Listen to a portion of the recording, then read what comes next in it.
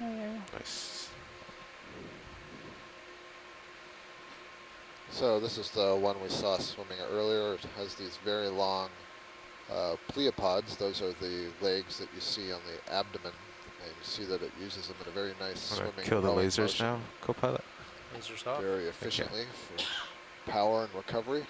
Very thin walking legs and very long antennae that is streamed through the water column and help it to detect prey items. And I believe the genus is Bathy paleomanella, but perhaps somebody on shore can help me with that. Thank you. When the video's done, we're good to go. I'm just going to get a macro of him and let him swim off. Nice. Nice. Nice shadows too on that. And clear. Thank you.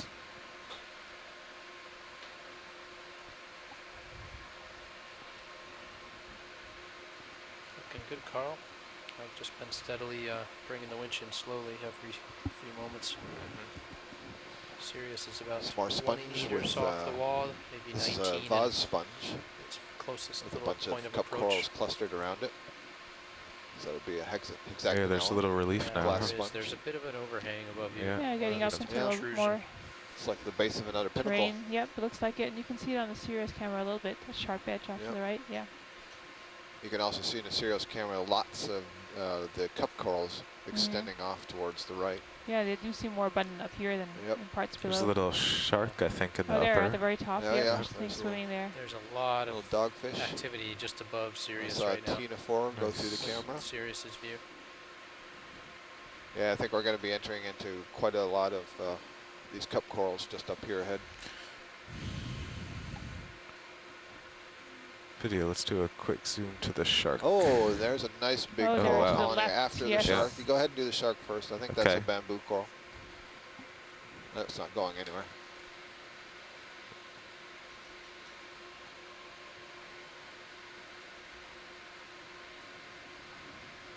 It's nice. It's Yeah, it's well got some really behaved. large nostrils. I wonder, is that the same one that we've been seeing? Looks a little bit different to me.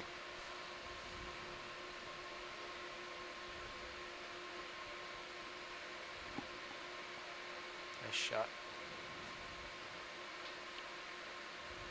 It's a good view of the underside. Looks like the fins have a white trailing edge. Good spot right there in the center.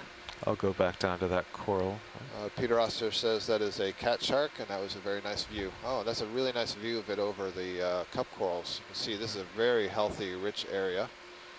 Guess the wall hasn't let loose in quite a while here. Sponges. Let's and finish then the there's shark. Some kind of little coral. Clear. A couple of them that are Great. associated Oh, in there. wow. There's what we saw in the There we Sirius. go. view Yes. snap coming Wow. up. real quick. Something about this face. Okay, Although this seems fairly light colored. It's not, Yeah. the staining is he's not so much there. cooperating. So. Well, I wonder if we're going to get up close to another ledge or something. Yeah, Alright, it we looks can like go we're back getting and up use that to coral it. now. Yeah. There's a really He's- clear layer. You he's can just see gonna the keep Sirius teasing us. camera. He There's appears to be clear division attracted to the between where we light, so. see all the cup corals, and then Must below have- it, that must maybe that's a break-off area for some kind of a landslide. here?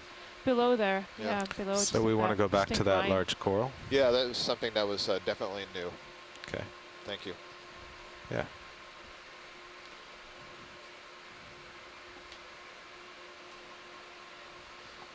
So we're just going to back down a couple of meters here to get a nice image of that large coral colony. I think you can see it in the Sirius view down to our left. Oh, it's pretty far down there. Oh, you don't think that's it? No, I think that is. I thought Oh, it I was see. coming up sooner. Got it. You lose track when you're following a shark. Sure. Here it is. Yep.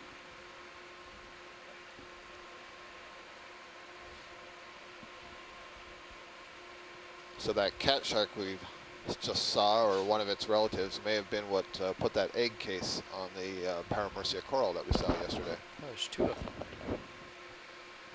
So this may be a bamboo coral and Start possibly with the lower one. genus Jasonisis, but we'll see as we get a little Are, bit are we still closer full to it. wide video? There.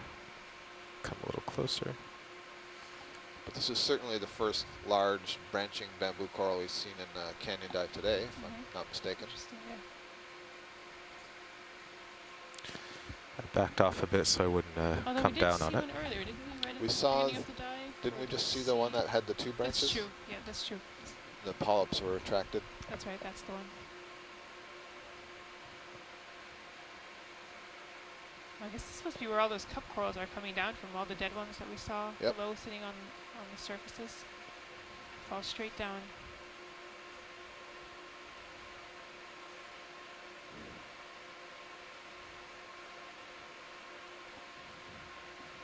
I guess it wasn't that dark stain down there, Carl. It wasn't as far as it seemed. Yeah, I still see that down there, though. Yeah, I still see it. There's actually two things here, aren't there? There's the one you're going directly towards, and another maybe the same thing, just to its upper left. Let's go in on this coral.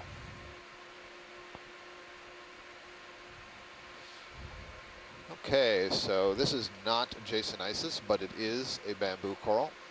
You can see that it's got a very thin skeleton, and that skeleton looks like it is white. That is the calcium carbonate internodes that you're seeing. And at some points, the tissue actually, so this has got a little bit thicker tissue than some bamboo corals, so I can't actually see nodes, but right there where the tissue is stripped off, I can see a node. So something has been feeding on that part of the skeleton.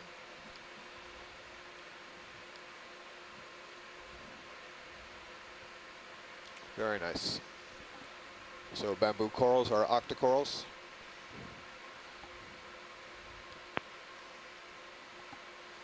There I can see some more nodes through the tissue. There's a little anemone that's growing on the bamboo coral right where that tissue damage was. So where the tissue is cleared off and there's bare skeleton, larvae of other organisms can settle on the skeleton and then begin growing there themselves if the coral itself isn't able to regenerate its tissue quickly enough. It's kind of a race to see who can get that exposed substrate first. This is terrific. Looks like there's some very long needles associated with this coral, and those are the kinds of pieces of information that we use to help us narrow down the identification. All right, gonna float out a little bit. Okay. Terrific. And there are a few cup corals at the base. Can we get the lasers on for the base? Lasers on. There we go. Oh, it's pretty big. And I'll give you a partial for the lasers. Okay.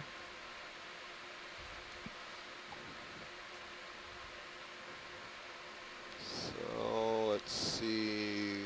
It's a good 20 centimeters apart, so 10 centimeters on either side of the main axis. So that's nice. Thank you. If we can just, as we're going up, pass by the other one that's at about 10 o'clock from this one, just to verify. We don't have to do the same imaging, but I think it's the same thing. Full wide. Thank you, video.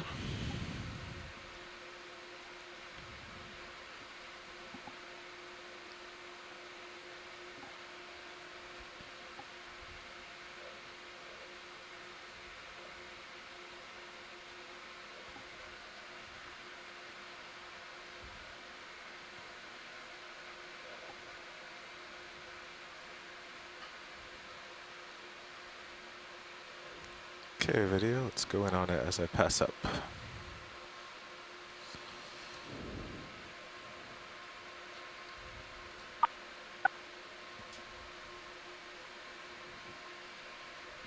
So again, a nice healthy colony. You can see that this is the same one that we just passed over. I don't see any anemone growing on this one. No other associates either. No brittle stars or no squat lobsters or anything of that measure. But that is indeed a second bamboo coral of the same species.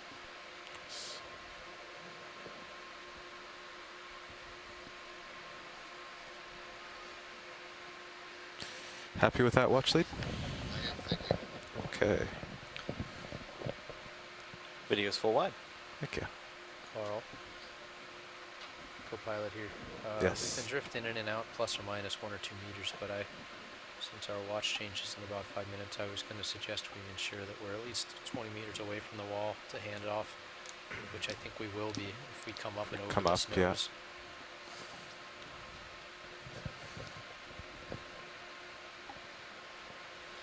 This line in the sonar is 20 meters, so you can see we're closer to 17 or so. 16.5, 17. Is that just drift in the ship? Partially, yeah, it is. And it it's also, we actually got about 3 meters closer to the wall.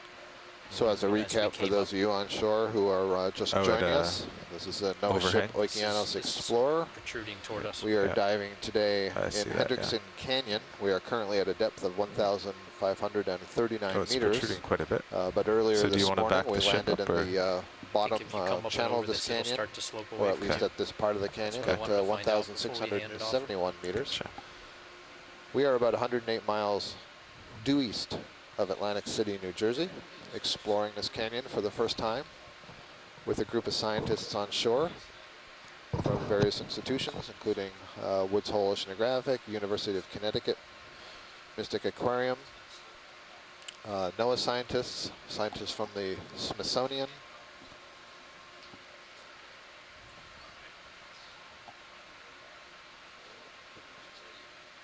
we have Tara Luke, and I am sorry, Tara, I've just forgotten the college you're with. I know that you're in New Jersey, so you're just on shore to our west.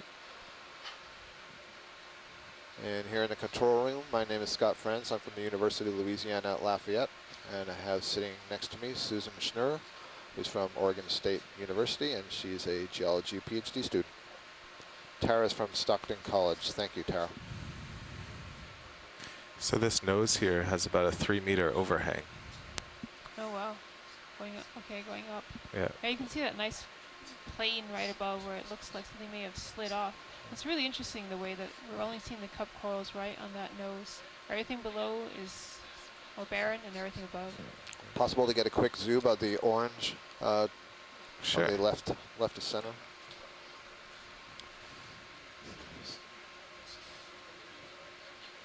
Whenever you're ready, pilot. So we've been climbing this wall right, for let's do a quite some quick zoom time here. now, probably for about 115 meters tall so far. Head It's more back than up. 300 feet. Have we seen this purple guy yet? Oh, nice. Yeah, that's another Octa Coral. So here on the vessel the other night, I was talking to various members of the ROV and ship crew, telling about some corals, and I co-pilot. talked about a stoloniferous coral, or a Nav. coral that grows in a ribbon-like manner. And Nav. this is an example of one right here. This purple Nav, stuff that you're co-pilot. looking at is an Octa Nav, Coral that co-pilot. grows as a mat or a ribbon, and it's overgrowing this sponge. Can we back the ship up, meaning Float out a little bit. go so you can back grab to that the other east coral. about Yeah. Thank you, pilot. 5 meters? Well, 5 let's say meters? 3 That was a meters. nice find. That's a 3 new meters, find for the 090. 3 day. meters due east. Okay. Yeah, Roger this that. has been And a. that may be We've been getting too Clavularia, close to the wall here. the Okay. genus Clavularia. Bridge, so ROV this nav. orange colony that we're seeing here is another coral, and I believe this is an Acanthogorgia. Bridge nav. We were Could we seeing come A back handful of 090, Acanthogorgias 3 meters? colonies yesterday, but 0.1 this knot? is the first one that we've seen today. And you can see that the polyps are very slender and tall Yes, sir. with respect to some of the other Thank you much. colonies that we've been seeing. There's at least one, perhaps two anemones that are living on the branch of this octocoral, as well as a brittle star. I can only see one brittle star at Roger that. at the moment. And one of the lower parts of the branches looks like the octocoral tissue has died and has been overgrown with a hydroid polyp, which is another kind of cnidarian.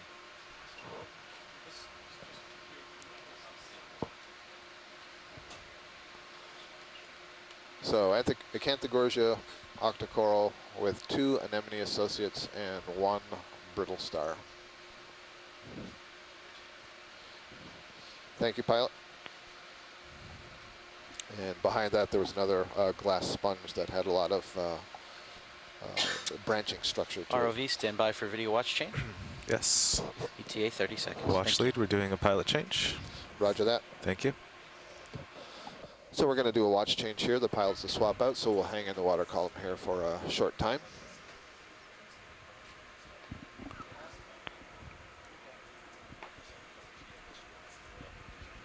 No, it's fine.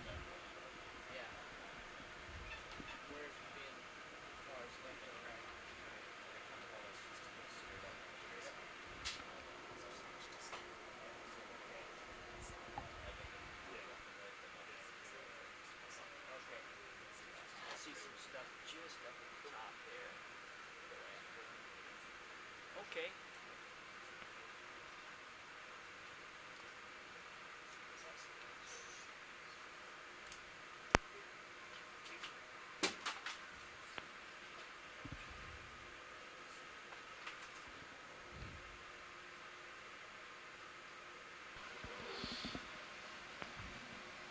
Hi, Scott.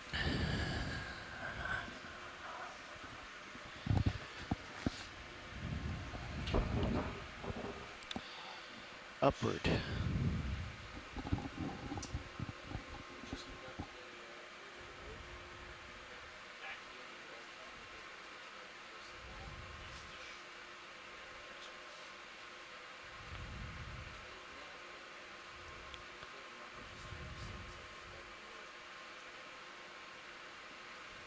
Coming up, Jeff, just to see what's up in the shadows. Alrighty. Thought I saw some more a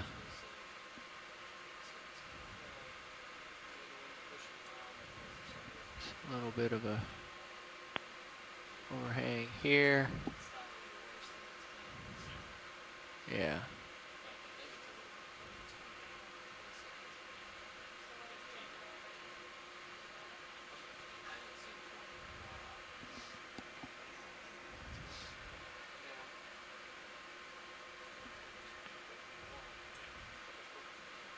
Scooting over to the right.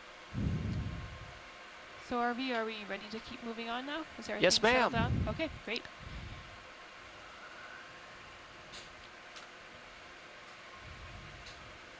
Seems to be another little bit of overhang just above me here.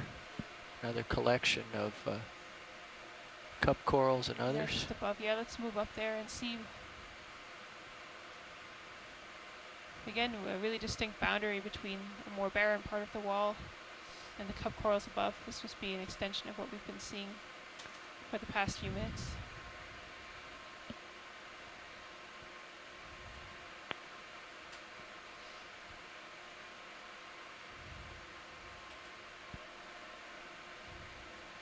Seems to be a fair bit of dead. Yeah, especially there on the left. Oh, what's top right-hand corner of the screen? Yeah, I This see pink that. organism. Let's zoom in on that. Take a look. Spongy-like maneuvering.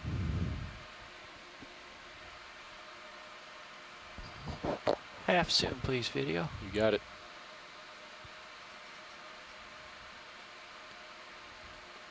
Nice hold there, please.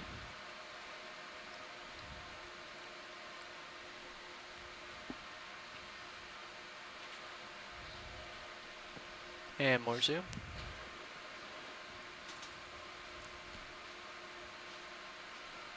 That's good, Very thank nice, you. yeah. So there, yeah, definitely there are some dead cup corals in the background. And I think we have an ID from shore on this as being a hexacoral, the live pink organism, top right.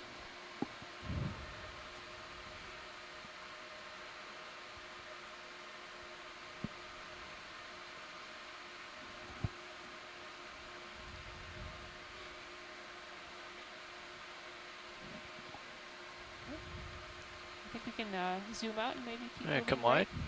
Let's zoom out. Dave, do you have any preference on where your mini Zeus and your bubble camera pointed? Full wide.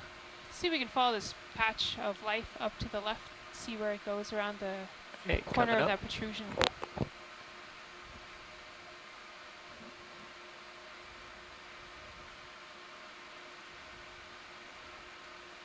It looks like they're really following that lighter patch there. Must be something about that surface that perhaps is easier for them to attach to. They like the overhangs. The They cup do. corals definitely like the Oh, there, sheltered overhangs. huge patch of cup corals right up there on the left side of the screen now, top left. They're Turn definitely left, following that in follow a you. line.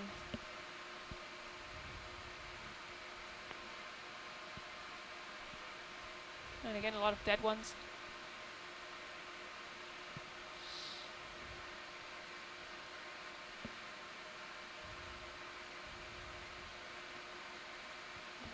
I believe a large anemone down there that was just passed.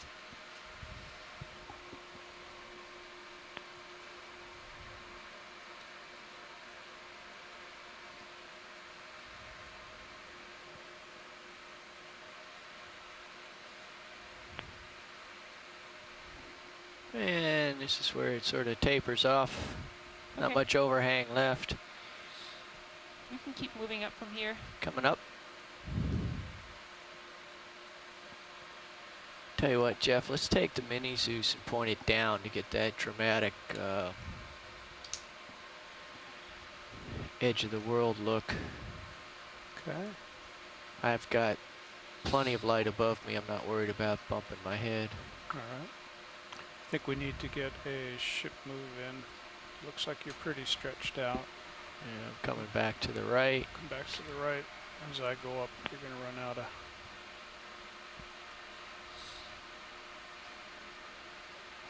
What's that? That's pretty dramatic. Yeah, great view again on the Sirius camera. You can see two major clefts, one to the left and one to the right on Sirius. Yeah, if co-pilot, maybe move us, And I think what we move us saw 20 earlier was meters. a cutthroat eel. swimming 20 past the meters camera. west. 20 meters west. Roger that, pilot. You okay with that? Yeah, we're good.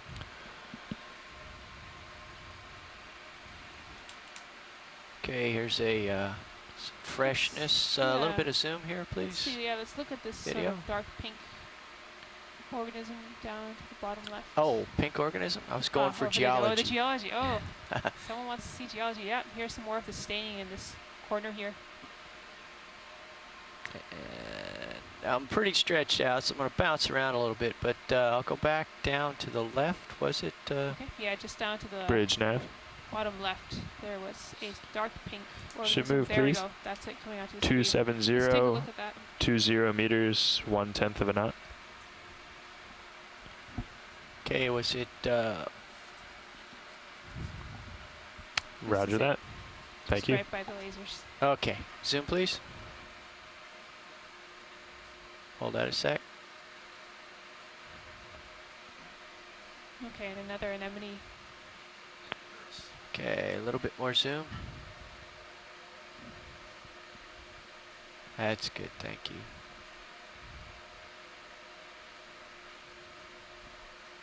All right, let's come wide.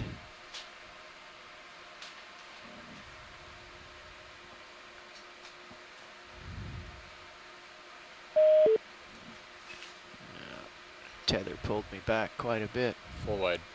Thanks, We've Dan. started to move. Okay, Serious catch up in a minute or two.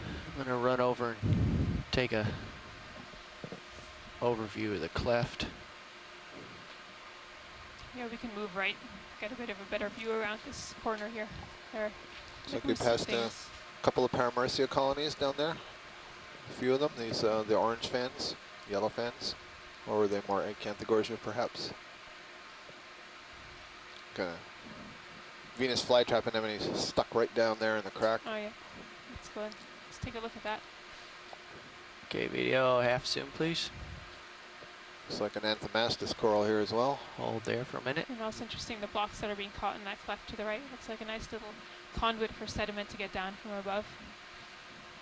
So good for geology, good for biology as well. Okay, a little more zoom. There's also another Ectonuris right below that Venus Hold flytrap. there.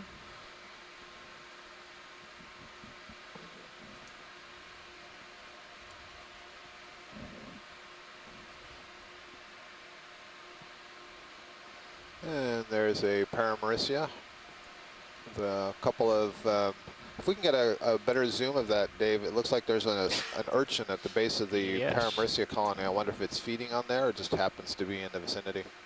But there's definitely at least Okay, a little more two, zoom, maybe three please. anemones on this Paramaricia and a couple of Hold there. brittle stars. Oh, I'm sorry, that's not an urchin. That is looks like a young Brisingid asteroid. Huh, look at that. I've never seen one that color. Well, that's interesting. So this is the, the second, third time we've seen today the Paramaricia with the anemones on it. It's kind of dark.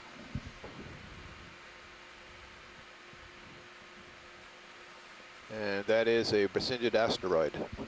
Okay, let's come out a little bit, video. Hold fast. Hold there. I'm going to continue up the. And I think I saw a red Anthomastus. It's just going to come on this rock on the upper left. I think you're going to pop into view. There we go. Yeah, that looks like Anthomastus type Octa Coral. And then this fan here does not appear to have any ophiuroids associated with it. Several sponges around it. Plenty of brittle stars on the sponges. It's a pretty big, good size Anthomastus, lots of polyps extending from it. And actually there is an ophiuroid that was in that Paramercia that we passed over. There's a little cup coral, 2 cup corals, kind of dark tissue on the skeleton.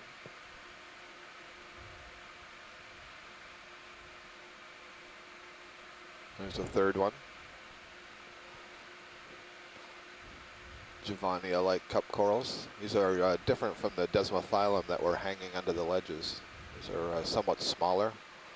Oh, there's a very sharp cleft there. Yeah, it's coming up over the ridge here. Oh yeah, Nice, look at yeah. the serials Almost view. looks like there was one, that large part of the cliff to the left broke off, but didn't fall apart completely. So one thing, I'm not sure if you can see this on shore, if you look at the Sirius view, you can certainly see that we're now on not a vertical wall, but an inclined wall. And it's interesting because this is where we're seeing all these Paramercia. Looks like there's a couple of bamboo corals coming up here. I can't see, maybe we can get a look at the base here. I can't tell if that's one that is broken and regrown from the base, or if that's 2. There's something kind of odd going on at the base here, but this is a bamboo coral. This, at least from this distance, looks a little bit different from the 2 that we had imaged a little bit further down the wall. A little bit more zoom, please, video. To me, it looks like the skeleton is thicker and the polyps are rising on all sides. Very clearly see some nodes here. A little bit more zoom. At least on the distant part of the branch. That's good, thanks. So that's interesting. So you can see the holdfast there. It looks like there are 1, 2, 3, perhaps 3 separate stems, we'll call them, of this colony growing upright. And then there's branching subsequent to that. Dave, you see where the branch is on the sort of upper side? I can see some clear nodes just going off the top center of the screen. Okay. Yeah, if we can Working up somehow see if that branch point is coming out of the node or just above. I think it's just above, but this looks like a good opportunity to see that. Just come around this way a little bit.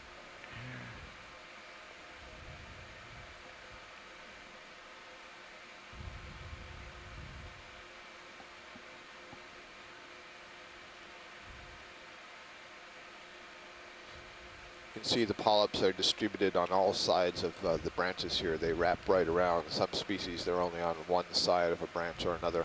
Also looks like a big flat pancake sponge Go ahead, going Bridge. on the wall inside the crack. Roger that, Oh, thank there you. we go. Yeah, I see that. Co-pilot, ship move is complete. Copy that, Nev. Thank you. Are you seeing what you need to see, Scott? No, it was actually better on the other side, Dave. Other but side? that's okay. Oh, there's actually some barnacles down there. I see there's a barnacle on Yep, the lower see part, it? little lepatomorph Stand barnacle by. on the lower part of the A little skeleton. bit more Might be zoom. of interest to the Shank Lab at Woods Hole. All right, As you hold. see, it's extending Yeah, its keep coming. legs. It's actually feeding. The laser just passed All right, hold over it. there. Oh, there. So a barnacle, most people, well, many people are probably familiar, but some others aren't. A barnacle is actually a crustacean, so it's very closely related to shrimp and crabs and lobsters. And what you're seeing Okay, there come is out a little basically a bivalve shell, kind of like a clam. Okay. And in effect, inside of that shell, the shrimp is standing on its head and sending its feet out of the opening of the shell and combing its feet through the water, trying to capture prey items to feed on. So it has a very interesting morphology as it grows to take up a sessile existence, being attached to the bottom instead of swimming around like its cousins, the shrimp. Okay, how's this aspect, Yeah, that's Scott? perfect. So you see where that branch is on the right side. I'm trying to see if that black node, yeah, it looks to me like that Okay, a little more branch is zoom. coming right out of the node. Right, hold there a sec. What do you mean by node, Scott? The nodes are the black parts on the skeleton. So the skeleton here is made of calcium carbonate internodes, and they alternate with protein that is a little bit more flexible, and those appear black or brown in our image. And so one of the ways we identify these colonies is by seeing if the branch arises from the black protein mass or it arises directly out of the calcium carbonate internode. And this one's a tricky one, unfortunately. Yeah. It looks like it's actually an internodal brancher just above the node, and then immediately after it branched, it put down another node. Thank you, Dave. That's more than sufficient. Okay, do I have my Excellent. swing arms out? And I see a bunch of Your cup upper swing corals arms up on are the out and inside back. of this Your lower coral. swing arms are only deployed slightly. There's a tuft of, those are probably Might have touched just little a smidge amphipods that there. have created a little Full wide, please. tuberculous mass from mud that are growing off of that colony. Okay. That's a good sized colony. Oh, interesting. Where? That's interesting. This all the sediment That was me. that's coming, but it's interesting that there's enough sediment on the wall to be picked up like that. Because Yeah, you don't see it that's- so clearly when you That's look the at little wall. dark modeling we see in any crevice or horizontal, nearly horizontal surface. Retains it. I had to dust off there. I was getting a little Oh, close what's for this up here on custom the left? comfort. Oh, there's A a whip. whip coral of some Yep. kind. There are several species that grow in this general morphology, several different kinds of corals that grow as a whip. And when they get tall enough, they have this characteristic coil to them that is presumably an effect of once they get tall and reach into the higher current, they start to spiral like that. And one idea is that they're spiraling so that the polyps themselves remain within the highest current. Another is it might just be a reaction to being bent in the current. So the question is, what kind? And I think initially most people would want to say that this is a bamboo coral or something, or a black coral, but there's also the possibility of a Okay, we group can of zoom. corals called the Chrysogorgiidae. There's a Radicipes. And that's what this is. Fantastic. So, Sorry about the this- snowstorm. well, that's okay. It's good, certainly perfect for me to tell what it is. So I don't believe we've seen this in any of the canyons we were on last year or this year. Well, certainly not yesterday. So this is in the family Chrysogorgiidae. This is an Octa Coral. So those little polyps have 8 tentacles each. Okay, let's come wide. We have not yet seen any Chrysogorgiid octocorals. So this is one in the genus Radicipes. It does not branch. It grows in this whip-like form. You can find it very deep, well over 2,000 meters. So Okay, zoom in it's quick interesting on that we the see it base. here at, what are we, Hold. 1,507 meters. So that's outstanding. Very nice. All right, Very wide, nice. please. Up and over. Full wide.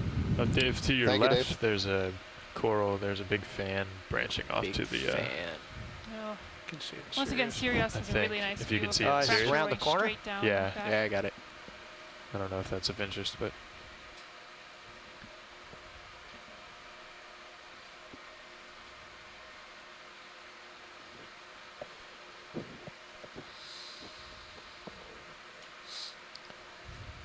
Yes, looks like another big fan bamboo down there.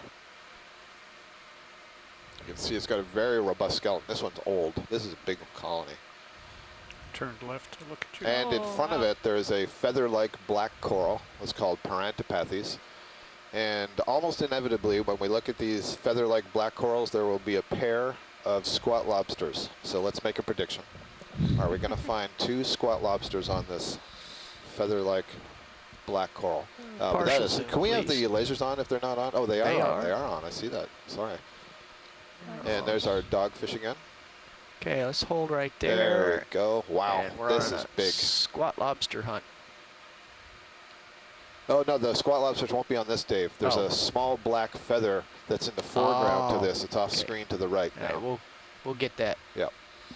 So you can see again the on the thickest part of that branch, you can see the nodes and the internodes. Tells you that this is a bamboo coral, Octa Coral. I have a feeling that many of the polyps are retracted here. I'm not seeing the fuzziness associated with the Okay, tentacles. there's an associate You right can see there. that some of the lower branches have been broken off, but clearly this is a pretty stable Bit part more of the zoom. wall. where this thing has grown. Hold that, please. There's a pycnogonid sea spider on that black coral, excuse me, on this bamboo coral. It's on the other side. We saw 2 or 3 of these sea spiders earlier, and I noted that they feed on cnidarians. They'll stick their proboscis into the polyp and suck out the contents, and we may be fortunate enough to be seeing such an event right now. And I wonder if that's why all these polyps are retracted, because there's definitely no tentacles being seen on this colony. And it's entirely possible that as some of the polyps are being disturbed and being eaten, there's a signal going out to the other polyps to sort of clench up and try to prevent anything from being stuck inside your mouth. Okay, let's come out a little. Very nice. That was exciting. Peter Oster is telling me that tucked away down in the fissure here is a cusk eel. It's maybe, yeah, I can already see that there's something, looks like there's multiple, yeah. So I see 1, 2, 3, 4, 5. There's potentially 5 little squat lobsters, chirostylid crabs on this Paranthopathies black coral. So get the Shank lab ready to have a look at this. Okay, a little so you can definitely see the 2 squat lobsters. They're down lower on the colony. These other ones may be brittle stars.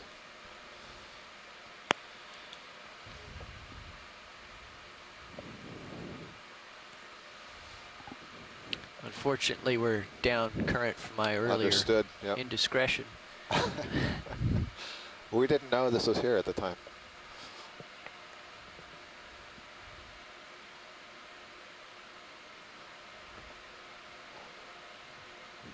So Santiago, I think what we're seeing is actually 2 of the chirostylid crabs, and the other pink things that you're seeing are brittle stars.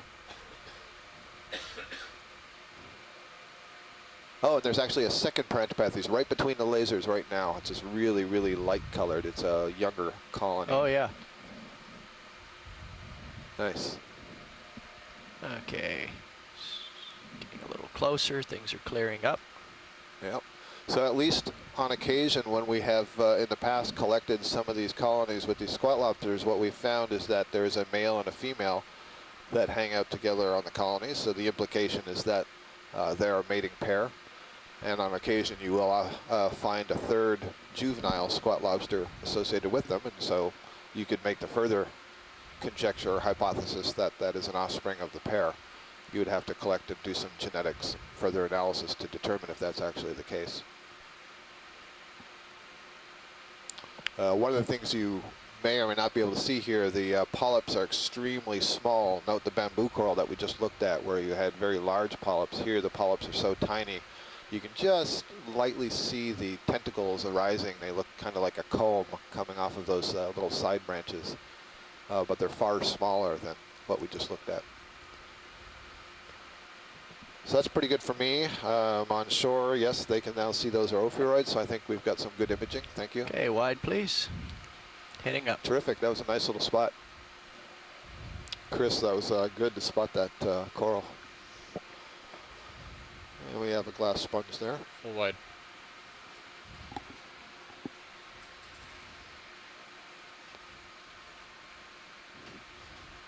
We have several more of the Paramecium corals, and it's kind of interesting. I'm not sure if this is an effect of the depth range we're in or that the wall is not as steep. I wonder if this is an old bubblegum coral, or is this just maybe it's yeah. So let's look first at what's dead center. Okay. Then we'll look at the whip in just a moment. The whip is another bamboo coral, genus Lepidisis. That's a classic pose for it. So I'm not sure if this is just I think it's actually a bunch of cup corals that have settled on something else that's dead, maybe another older bamboo coral. So this is not, in fact, a bubblegum coral. The question is whether these are a desmophyllum or they're flabellum or something else. To me, it looks more like the oral disc is kind of flattened, but we'll leave that for the scleractinian experts to decide. Yeah, that's an ancient stock and hold fast. Yeah, what's growing off of there. So I guess the upper part of this is much more stable. I mean, we're seeing some really big colonies. Yeah, exactly. These parts of it. The fact that that can support those means that, it is stronger. So this is interesting. It shows you that the original coral that built the skeleton may die away, but it's left behind a nice little pedestal for a variety of other invertebrates. There's all kinds of sponges growing at the base. You see sort of chock-a-block in there, a variety of cup corals. I also see some hydroid fans that are growing off of it, the hydrozoan fans. They're really packed in there pretty tightly.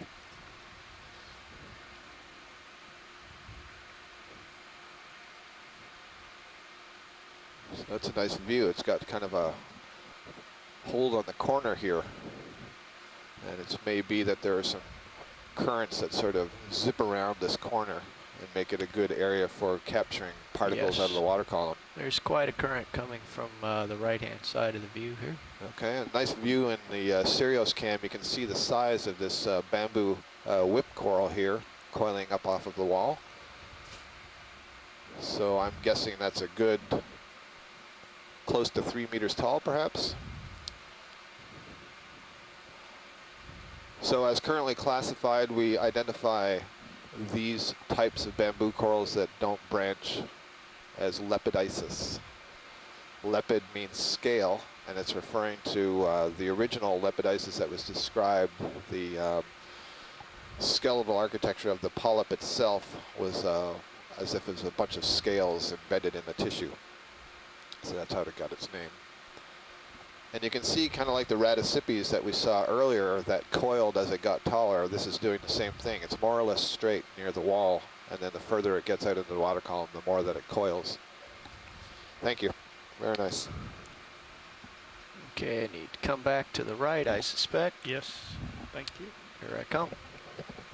Something interesting just above you. We're getting a really nice diversity today. Looks like another one of these large bamboo corals. Well, very large. Look at that Sirius view. Wow, that's spectacular. And this is very interesting. That's growing vertically off the cliff. I see a different kind of a coral coming up on the upper right. It's white, and it's not something we've seen previously. I guess this is actually two different corals, isn't it? I see two. Oh no, it's one. I see the holdfast is higher up. I thought the dark part was the holdfast. No, that's some dead cup coral. Yeah. There is a line of cup corals underneath this next one. So this may be a bamboo coral that the tissue is all gone, dead, and it's being colonized now by other things. What I can see in the upper part is a Brisingid asteroid. So that's the type of sea star that is putting its arms up into the water column, kind of fishing for particles. And I think there's a bunch of cup corals that are growing on it.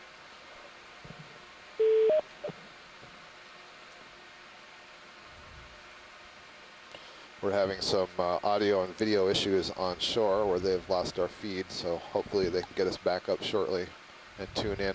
It looks like also on the tip of this former bamboo coral is another one of the purple stoloniferous octocorals that are overgrowing it. So you see that bright, beautiful purple color. Just get a half zoom. That's called clavularia. That's the name of the genus for these octocorals. So you can see all the polyps extended. Really beautiful color. Oh, there's also an Anthothela octocoral overgrowing. So on to the right of the purple, you see a sort of pinkish white branches arising. That's yet another octocoral. So we have two different octocoral species overgrowing a dead one, the dead one being the bamboo coral, where you can very, very clearly see the dark protein nodes and calcium carbonate internodes. Then we have scleractinian cup corals also overgrowing it. Two Brisingid asteroids, the sea stars that have their arms extended, the orange color. And there might be a crinoid behind that lower Brisingid asteroid tucked away behind there. So lots of use of the real estate here that's projecting from the wall, getting up into the water to get those good access to those food particles.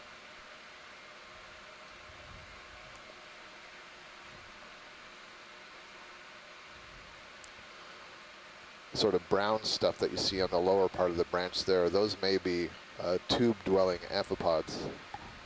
Now that's another Brisingid. It's not a crinoid that's on the wall. It's kind of a light pink color, salmon color. All right, that's excellent. When video's good, we're good. Oh, there's black coral just above there. Looks like a Paranthopathies. Grows kind of in a pinnate form, or like a giant feather. It's got that sort of deep red-brown color. There, it's rotating for us kind of nicely. So it has one main axis, and then the side branches are called pinnules, and the polyps are arising from those pinnules. So this is a black coral.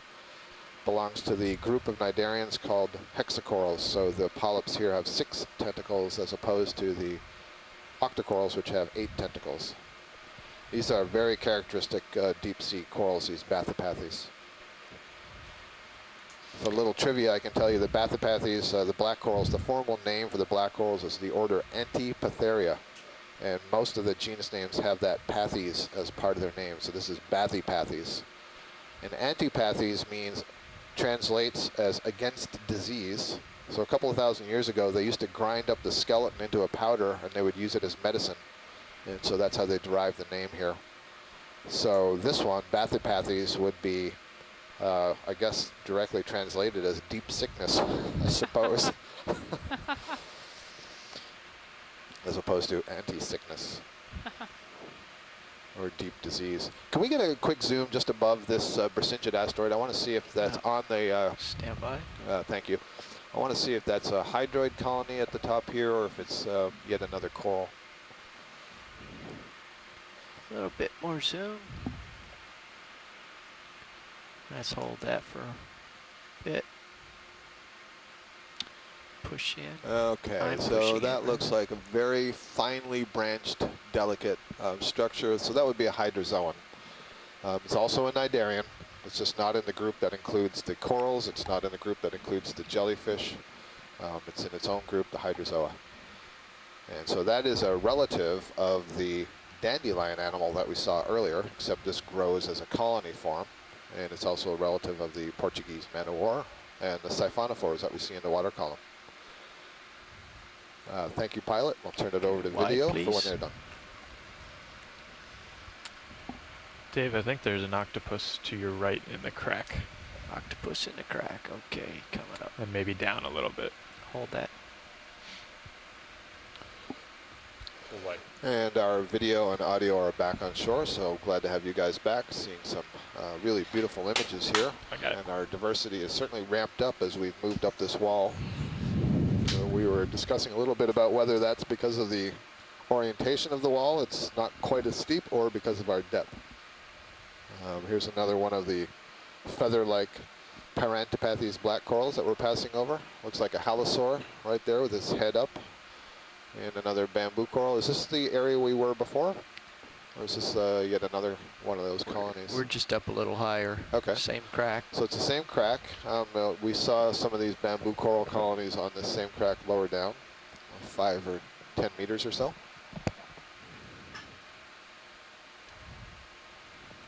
You see they're pretty extensive. I believe we were looking for an octopus here in the crack. It was down a little bit. I Okay. think the coral is Oh wow. a lot more interesting. Okay, what's this red thing now? This must surely be, I don't want to say surely be anything because I'll be wrong, but it must be a Paragorgia. Absolutely. So here we have our first bubblegum coral of today, and we have a bit of an expert in bubblegum corals on shore joining us, Santiago Herrera. He's done a lot of genetic work with the Paragorgia. There's a really nice sponge too at the base of this colony. And there might be a ctenophore or a salp. I think there's a salp passing through. If we get are the lasers on right now? Lasers, please. Yeah, let's just get a sense of how big this colony is. I know that it's big. Okay, so it's 10, 20, 30, 40, 50, 60, 70.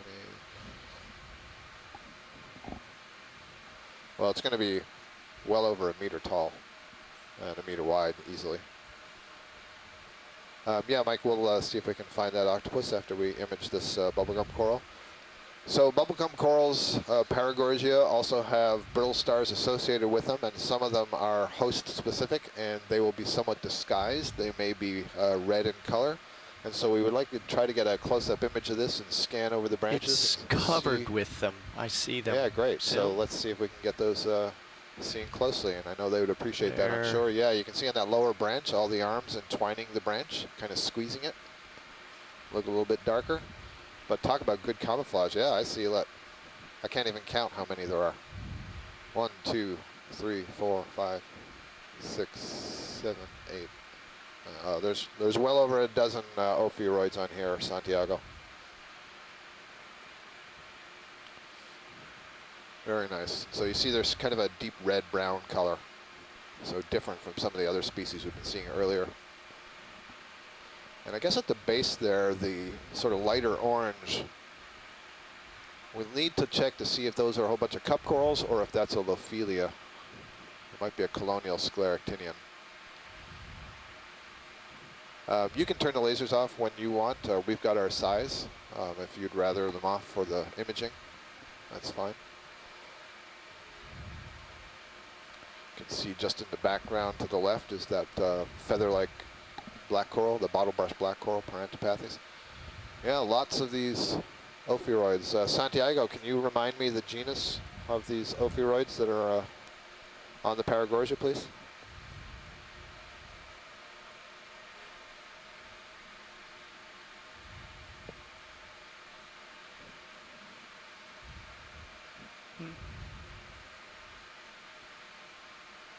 Port rail cam just blanked out for a moment. Oh, It's back. okay. We've not seen a problem with that camera before that I'm aware of. Our depth is 1,493 meters. Temperature is 4.05 degrees Celsius.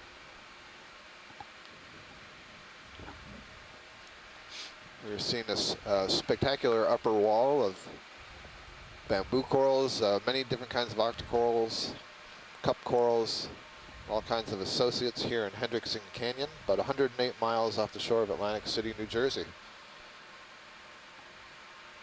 So Scott, here's a question for you. How much do you think this might weigh? And I know I'm just looking for general ballpark. So that's a lot of weight to put on a small point on the wall without breaking off. Yeah, so I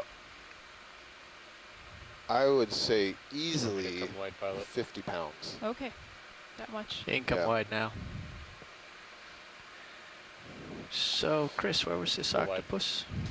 It was down a little bit in that In the crack, Okay. but it was retreating, I think, as you were getting closer, but you might still be able to see it. I saw Quite it a treat here. in the manipulator cam.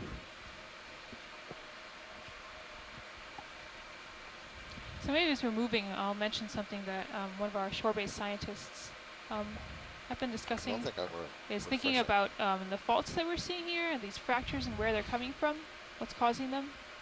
One idea is that faulting and sort of erosion is removing material from the top of the cliff, and so There he when is. all of that weight is taken off the rock that's below it, that rock will fracture along planes of weakness.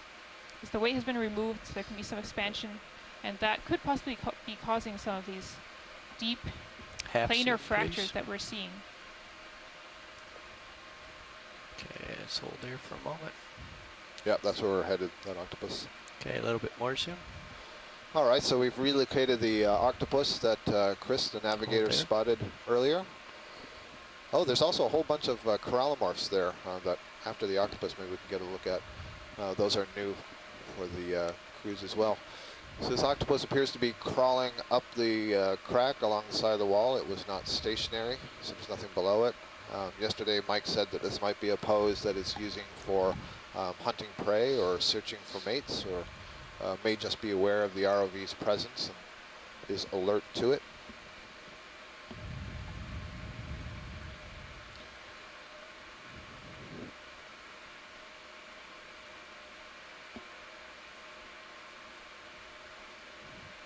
Kind of looks like it's stalking its way up the wall.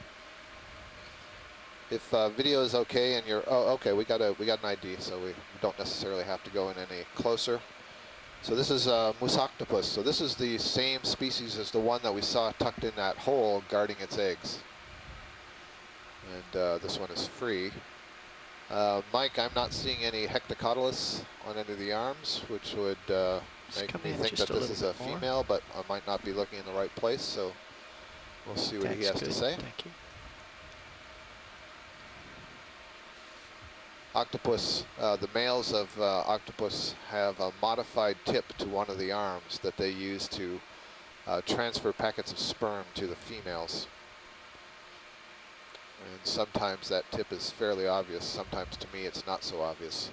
But at least on the arms I'm seeing, I do not see any such structures.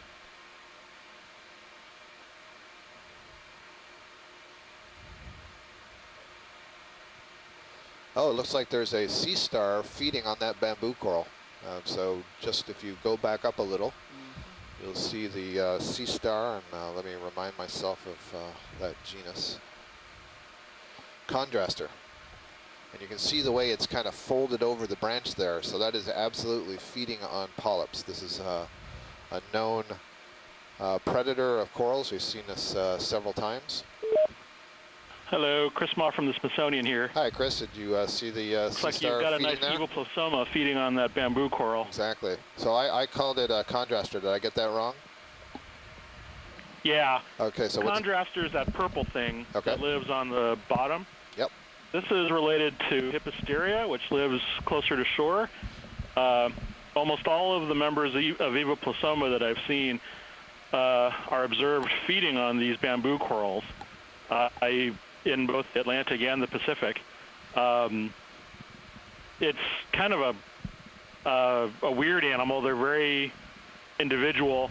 You don't see them together, and they've got the bamboo coral stalk in the tube-foot groove, and these are they just climb along and feed on the polyps.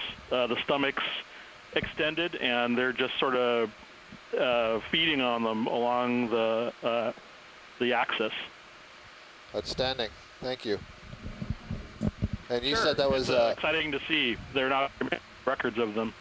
and so Thank can you. you repeat the genus name one more time so I get the spelling? Sure.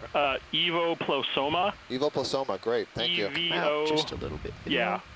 That's what I got. Thanks. Thank you. Thank you.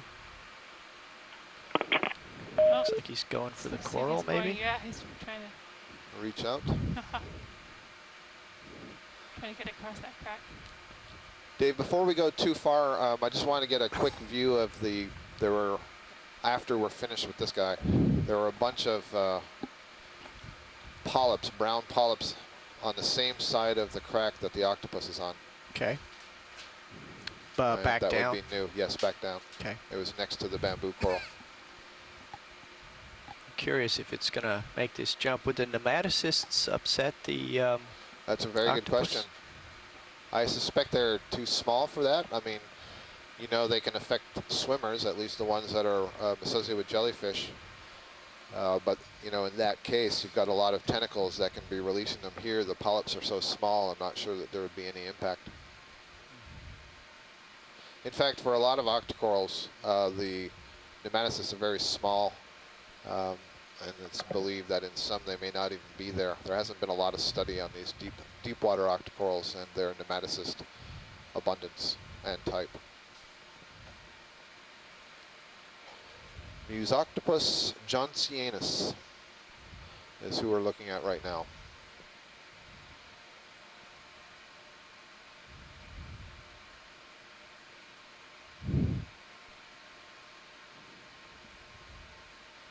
Putting on a show.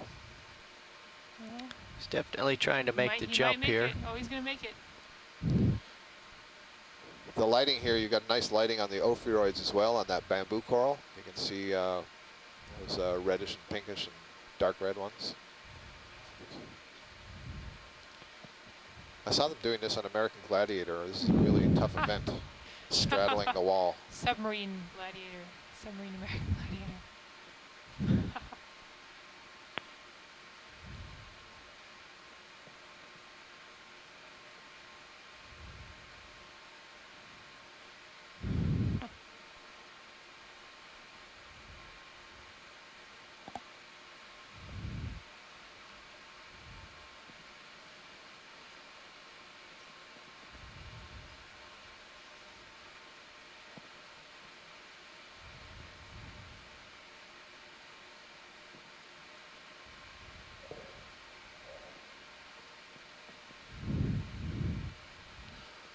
An awful lot going on in this little tableau.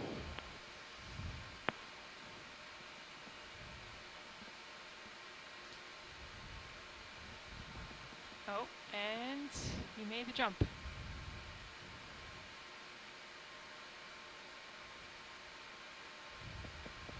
It's incredible the amount of suction power on even just one of those limbs.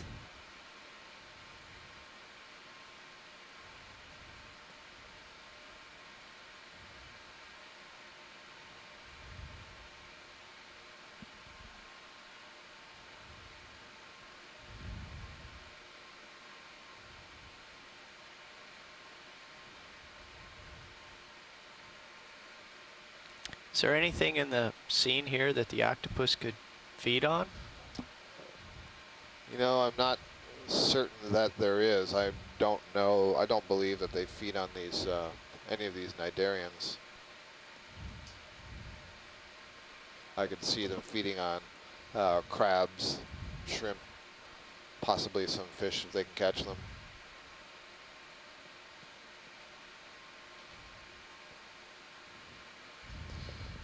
Mike Vecchione, are you? Do you know anything about the diets of these octopus? Any gut content analysis that have been done?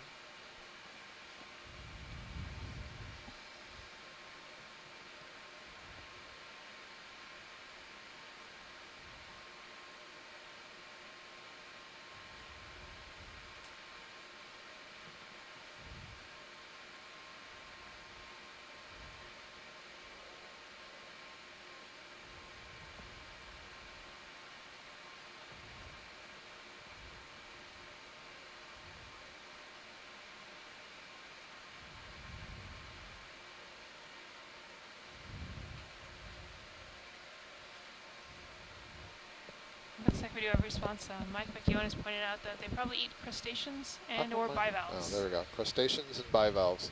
Maybe that's why there's no limit bivalves here. So can we go down and check out the Certainly. those other polyps? Coming Should down. be right along this crack. That's the most active octopus I've seen so far. Here they are right here. These brown ones on the right. Okay.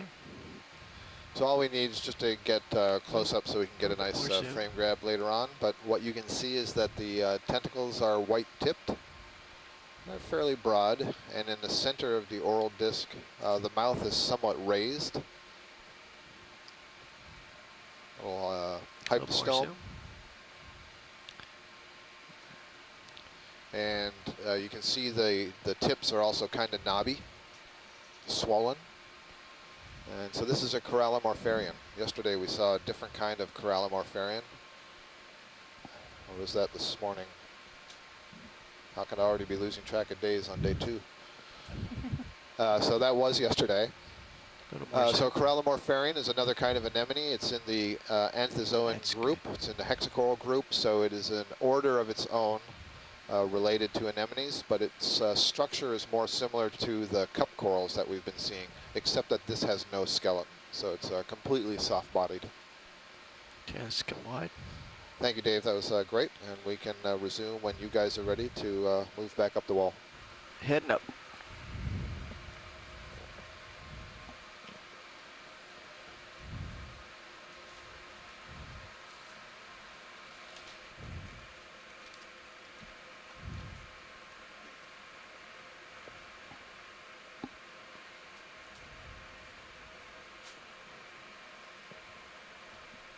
So we're at a depth of about 1,490 meters. Nav, we may need to get So another ship move. Just mix about is to about call you. 40 Is meters. that another octopus stuck in the back there on the Yep, rock? zoom please. Look at that. Oh Yep. yeah, he There we is. go. So this may be a different one, different. This is really big different. eyes. So this is a good opportunity. Mike Vecchione has just written that Clyde Roper just came running to his office to see it. Clyde Roper is another world expert on octopus. So more you zoom. know you're getting some good video if you have him running from one office to another on a Saturday. Very nice. Jeff, what distance are you thinking? 20? 20 would be comfortable. Another oct. So Mike, is this Once the we- same once thing? we Is this start up another one again? of the Yep, sure. Moos Octopus? looks a little bit different to me. Could it be brooding? It looks a little shrunken in the body there. You can see that one sucker is really distended from the rock. Yeah. Just near the base of the arm.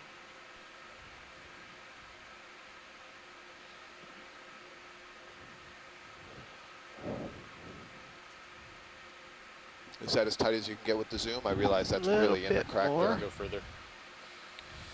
Perhaps granulodon octopus. We've been seeing the granulodon a lot yesterday. Varicosa. Mike suggests this may be a granulodon with the arms contracted up underneath it.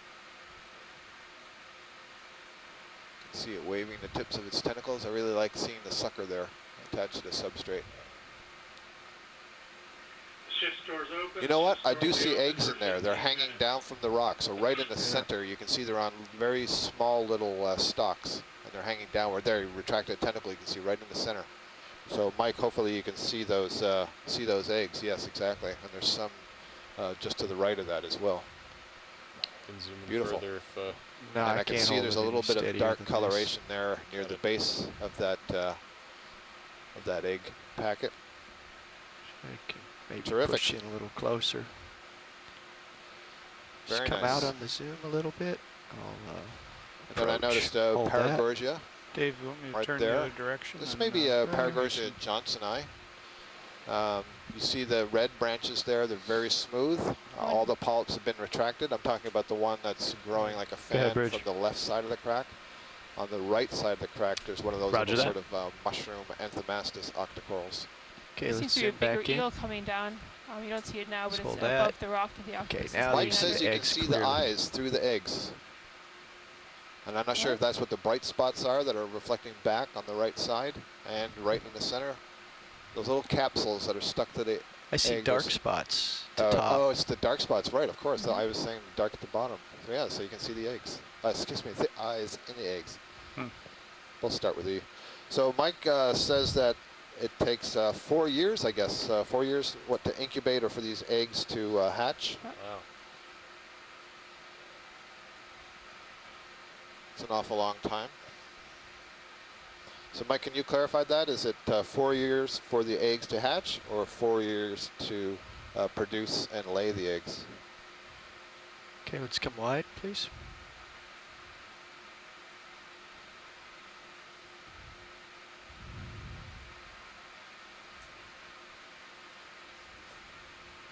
Gorgeous. It's a nice sponge. Now we've got a fish coming out to meet us. Yeah, that's Go what wide. I Thank you. saw earlier coming down.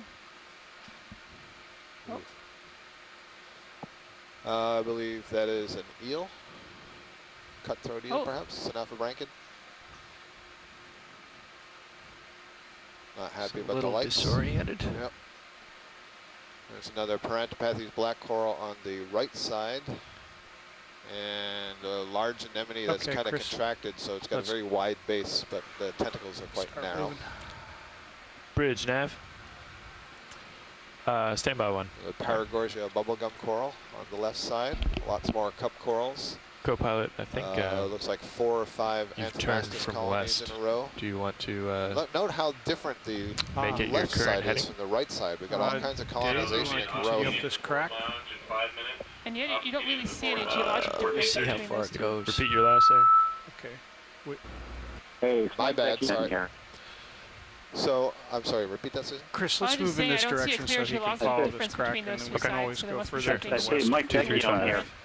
Oh, sorry, everyone hang on. Okay, Mike here, I hear you now. Go ahead. Okay, I just wanted to talk about the octopod and its eggs a little bit. It's the same genus that Bruce Robeson and his colleagues at Mbari were able to go back and visit a single animal over and over again Bridge, over a nav. 4-year period. Should So move, that's please. how they know it takes 4 years 235 for the eggs degrees, to hatch. 20 meters, 110. Outstanding. So one individual is sitting with those eggs for 4 years. Presumably one individual. Yeah, as far as we know, she Good doesn't copy. feed either. She just sits on the eggs for a another one. long time. Zoom, That's please. fascinating. Well, that was a really nice observation we had there. Yeah, that was really cool. And also the fact that it was very close to this other genus, Moos Octopus, which Yeah. is also a brooding egg. Okay, a little So more as zoom. you're speaking, we're just seeing another one now. Dave, do you know, is this the same one that we were tracing before? Negative. That was This walking is, along? Oh, yeah, I can come up see it now, several too. meters. Yeah, back in the crack. Right. So that may be the Moos Octopus again. And so we had the granulodon on the inside. So yeah, two very close to one another. That one looks like a granulodony also. Okay, granulodony. Okay, so that's how I pronounce it. Thank you. A little more zoom if you got it. Realize there's not much light in Yeah, there. I don't see any eggs with that one either. This one seems to be in that posture the others had when they were moving around. Okay, It's good. a really cool sight. Come wide. Yeah, we've had a blessing of cephalopods the last couple of days, haven't we? Yeah, it's been good dives. Look at the stark difference in the coverage of the biota on the left side and the right side of this crack. Really interesting. I wonder if it has to do something with circulation through the crack. I wonder if that somehow is modifying currents that are coming along. Or Yep. There must be some flow through there or for anything to be that deep in the crack. And above this feature that we're There's just another octopus. Quick zoom, please. I'm going to go ahead and hang up now unless we get some more exciting cephalopods. Okay, Well, Mike. there's another Thanks for one. calling in. I really appreciate the information. Yeah. Just Okay. right down there, bottom of the screen. There's no light If there. you have okay. a look in the Sirius view, you Wide, can please. see overall it looks like there's an area that may have, like, I'll say sloughed away. I don't know what the correct terminology is. Fell away, failed, yeah, where failure. there is no fauna. The crack continues to extend upwards. I'm going to take a look left Yeah. and right just to get the Looks like there's some more perspective. coral up there.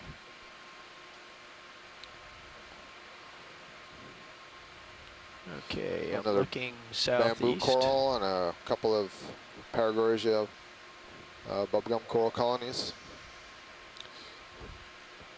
Swinging through south. FYI, pilots, co-pilots, navigator, I had you turned off to listen while I got the call from shore, so I apologize if you were trying to reach me. But I'm back on now. Understood. Okay, that's southwest. Coming around. Yeah, I mean, geologically, it really does look identical either side of that fracture. But you see in the Sirius view how it looks like there's a sort of a bowl. I get There this is sort of a impression like bowl there's shape. a big chunk that is like fallen out of there. Yeah, and I think as we move up, we'll get to see that sharp face there. Yep. And that's west. I mean, just thinking about the broader bathymetry of this whole area, if we look at a bathymetric map, we are sort of on the edge of a large landslide scarp. So I it's seem not to have come up surprising that over we see the that edge now, huge Dave. Our feature. waterfall Yes, edge. yep, exactly. Good point.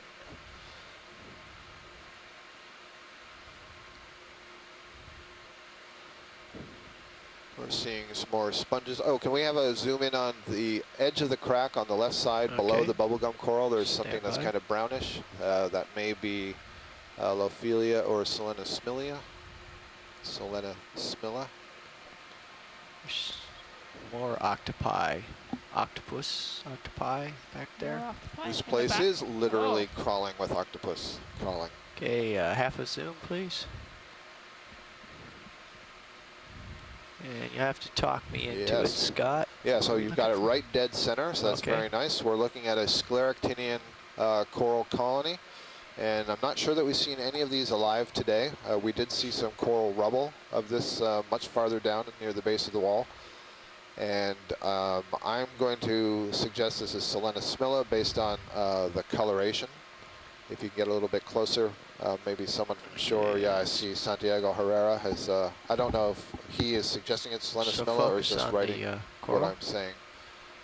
There's also just Go. for note, an Ectonuris urchin, pink urchin off to its left. You can see deep in the crack there, there's lots of the cup corals and another octopus back A little there. more zoom. Let's hold that. There we go. So this is our first live colony of a true stony coral today.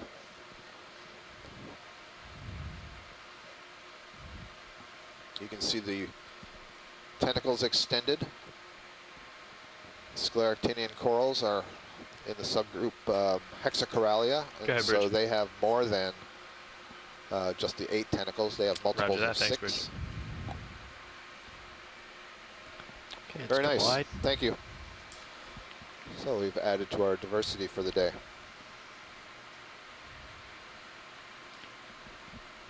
Full wide. There's a bamboo coral whip that's extending from the right side of the crack. It looks up there, it's as if something is almost bridging the Yeah, crack. it does. That's Let's a take look at that. sponge. Quick zoom. Is that what it is? Yeah, that's interesting. What was Yeah, that? oh yeah, it's a vase sponge that's growing off of the left side of the wall towards the right. So that's a hexagonal glass sponge. That's a good eye. And in the foreground here we see the Paragorgia bubblegum coral with the various arms of the brittle stars wrapped around it. See in part why they're Come also out a little called bit. snake stars, because those arms can coil up That like a right snake. there. There's another Okeanos urchin. So we've seen a lot of those urchins today on this wall. There's an Ectonuris Sea Anemone on the right side with the purple tentacles and the whitish underside of the tentacles. There's a Paranthopathies black coral inside the crack, growing off of the wall. There's another one and another one and another one. So 3 more Paranthopathies inside the wall. There's another one of those glass sponges arising from the right side. These are really pretty. These are, I think, Euplectella, these glass sponges. They're capped at the top. They're closed. And shrimp larvae can get in through the openings when they're at a larval stage. Oh, there's a Swiftia Octa Coral colony. Get back to that sponge. The larvae can get in there at a juvenile stage, but then as they molt and grow, they're trapped inside, and typically you find a male and a female inside the sponge together. Dave, the steepest There's part of another the slope is a Swiftia little more and to the 2 right. Anthomastus Okay. octocorals. Several Swiftia octocoral colonies now. 1, 2, 3, 4, 5, 6 that I'm seeing. 2 Paramaricia. The one at least on the left has an ophiuroid. Several more of these Swiftia. So the Swiftia are these very thinly branched red octocorals. They're kind of a weird sparse branching. They don't form a nice tight fan. And we had a close-up of those further down the wall. There's a fish swimming on the inside of that crack, and it appears to have some parasites Get on a it. quick zoom on the fish. Oh, and it looks like we are coming up to a little bit of a step. Both looking at our bathymetry, our contour lines are So Okay, that's a more zoom. grenadier, and it looks like there are Gold. several. It's either several parasites on the before the dorsal fin, or is it some other sort of growth? Swimming by an Ectonuris anemone. There you can see that the column of the anemone is white, and so when the tentacles are folded over, that white of the column shows up on the top, but the tentacles themselves are purple. The fish is not cooperating with us, Peter. Actually, I know you guys like the anal end for identification, but not for the parasites. Yeah, we just got bumped off I-2, so. Oh, sorry. It's a Nizumia, although it's not the marlin spike. Okay, so And it's in the genus same Nizumia. species, that little dark one that we saw earlier today. It's being very cooperative. It's now sort of stopped and it's turning around for us, so we'll have some good imagery to get frame grabs from for you. Some further pilot. It's interesting, You whatever this zoomed white in, is on the head. Jeff? It looks like I have not the zoomed in. tissue has been Guess I scraped better- away Better go. rather than there being a parasite. So I think it's missing some scales and so on.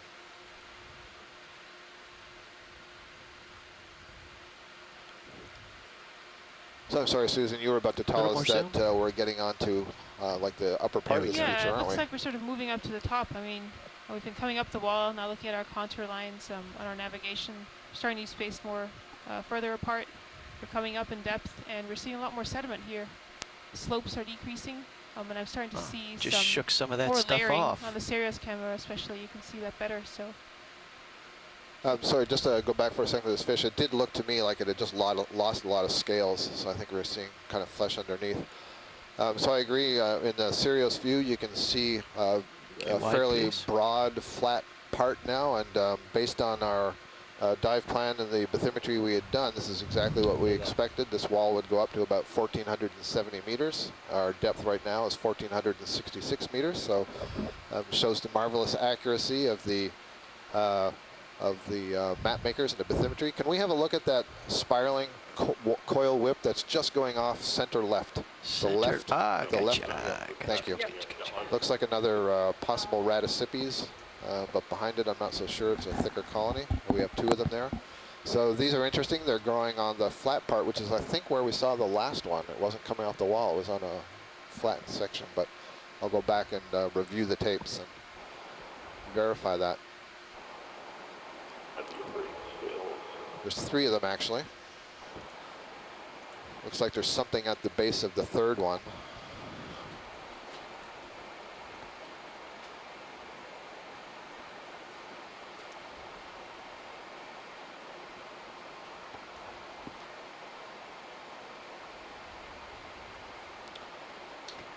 The middle one looks like it's rooted, which would suggest we're in actually a very thick sediment. So these, I was going to say this earlier, but these radicipes, I know now these are radicipes, so these are the same Octa Corals that we saw earlier. Radicipes are adapted to live in sediments, and they can have, instead of a little disc-like holdfast, they produce a root that grows down into the mud. So that is an ophiuroid, a brittle star, whose arms are all coiled up, going up and down that whip. And it's a little bit hard to see the oral disc. A little bit more zoom. And we're getting a nice zoom here.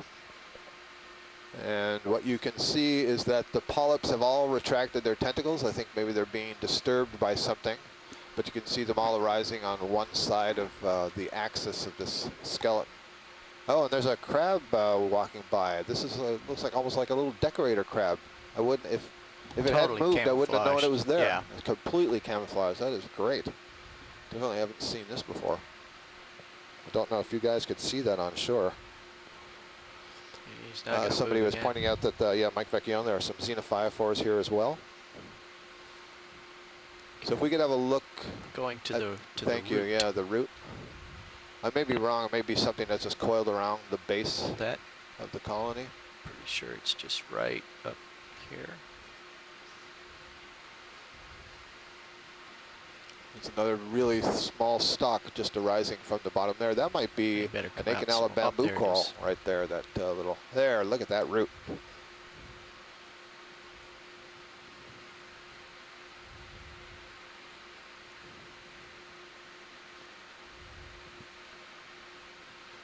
So this is, I call it a root. It's not a root in the sense of a tree in that it can uptake materials from the mud here. It's a root simply in terms of giving stability to this coral to be able to grow in an otherwise soft bottom. So this one doesn't necessarily need, you know, a wall or a rock or something to attach to. Behind it, it looks like there's a sea pen. And in the foreground of this thing, it looked like there was an Acanella bamboo coral, and that would have been the first. And the Acanella bamboo corals grow as a bush, and they also produce a root, just like we're seeing on this Radicipes.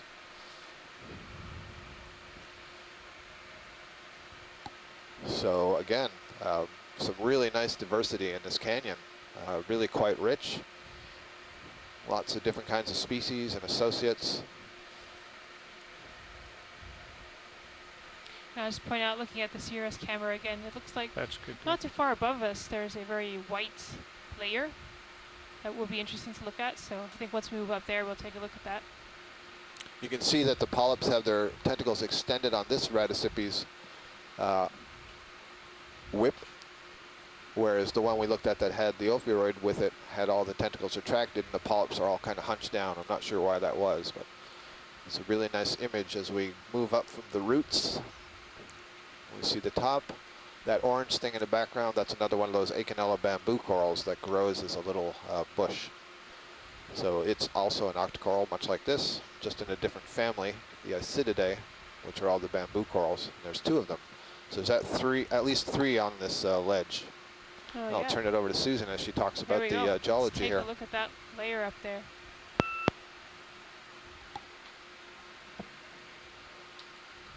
It's an interesting ball. I guess it must just be a sponge coated in, coated in sediments and things. Fell down. Yeah.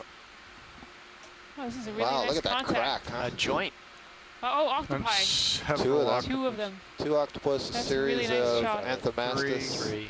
Bamboo coral. There's another octopus off in the far corner. Is that the 3rd one? Somebody said 3. Oh, there's a 3rd one. Yep. There it is. And another one farther in. Here. Oh, there's some really nice structures in the sediment that we're seeing above here. So I think what we see, there's definitely a contact between 2 rock units here. Yeah, they look really different. That's really, yep. And I think the white is that chalk that we've been following up this cliff for most of the time. I think what's above us must have more silt and clay. It's definitely a lot darker, much lower carbonate content, but it almost has some flow structures in it. Sure does look Looks like that. there was some possibly wave action going on here. And I guess that there's a lot of clay in here. Clay will help hold it together and could produce these sort of strong, horizontally continuous linear structures. So that's really striking. It's interesting that the crack goes through both that lower white rock and the upper rock. Yeah, so definitely that must have happened afterwards.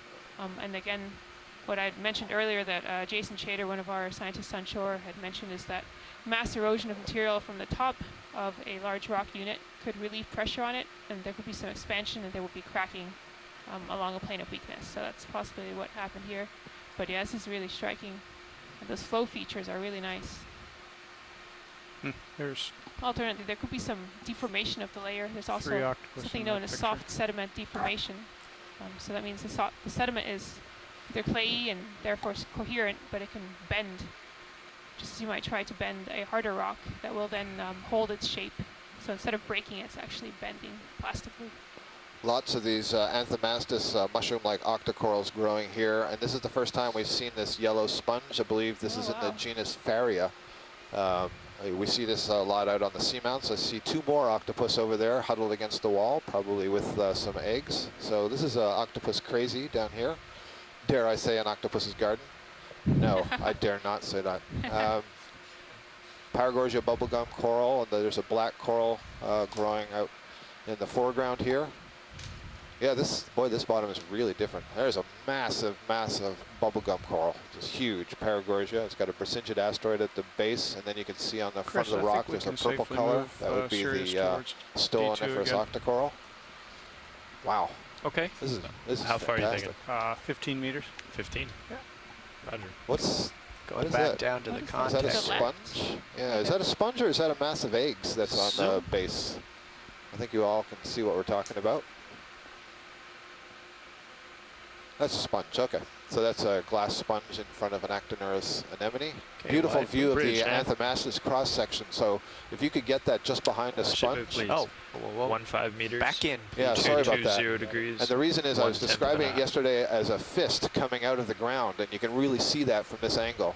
You see that it's got kind of a narrow column, a fat toadstool. How about a mushroom? We'll call it a mushroom. So the column, the top of the toadstool, and then arising from that are all the polyps extending outwards. And all those polyps can be retracted completely into that mushroom shape.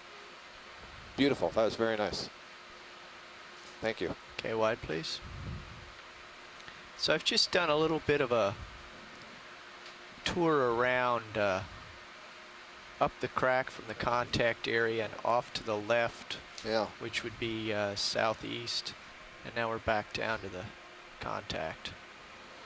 Well, so you are basically at the point of the, well, we're not at waypoint 3, but this is the upper part of what we thought might be this wall. And the original plan had been then, if we had enough time, to jump back down and start another transect. We obviously don't have time for that. So I think I'm happy to keep exploring up towards waypoint 3 if you guys are. And, you know, I guess we have another, what, 45 minutes or so, perhaps less? Correct.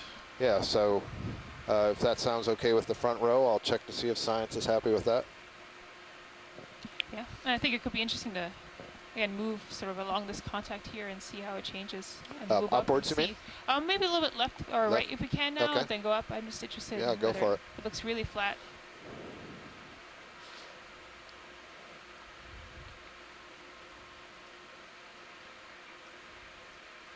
And interestingly, again, we're seeing some white streaks here. I don't know if that could be some chalk unit that was caught up in whatever material this upper unit is made of. Or if the red staining on the outside is really just a superficial stain.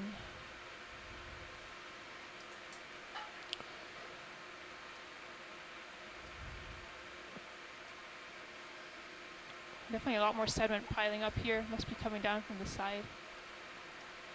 Okay, I think we can move upwards now. We're just getting off over into the side on the sediment. It's an old stock and hold fast, and one that's still going strong. Well, another giant, I think, Paragorgia. So. Yep, a very large Paragorgia. I forget exactly how many species of Paragorgia there are. I'm sure Santiago Herrera could let us know. But I'm pretty certain that it's more than 20. There are probably 4 or 5 different species known from the North Atlantic. Boy, there's a whole lot of cup corals on that Paragorgia. That is very unusual. A great big clump. Yeah, so I can't tell you precisely what species of Paragorgia this is. It's not Paragorgia arborea, which is the ones I believe that we were seeing in shallower water in Washington Canyon, for example, on Lake 2. This might be Paragorgia johnsoni, but as I say, there are other types. Again, there's the Faria sponge. There's a lot of interest by sponge biologists in the pigments that sponges have and other biomolecules. People are interested, natural products chemists are interested to see what sort of properties those chemicals have, whether they can be used as medicinal compounds or have other interesting features. Here's a beautiful clavularia, that purple stoloniferous octocoral growing as a ribbon on a former dead colony of something. You can also see a very large clump of Desmophyllum cup corals along with it. Or I should say cup corals, I'm not certain they're Desmophyllum. Santiago agrees that Paragorgia johnsoni is a pretty good guess for this area and depth, so that may be what we're looking at. Santiago, could you just let me know how many species there are in total in the genus? We have 2 of the Lepidopsis bamboo corals. There's a beautiful desktop screenshot.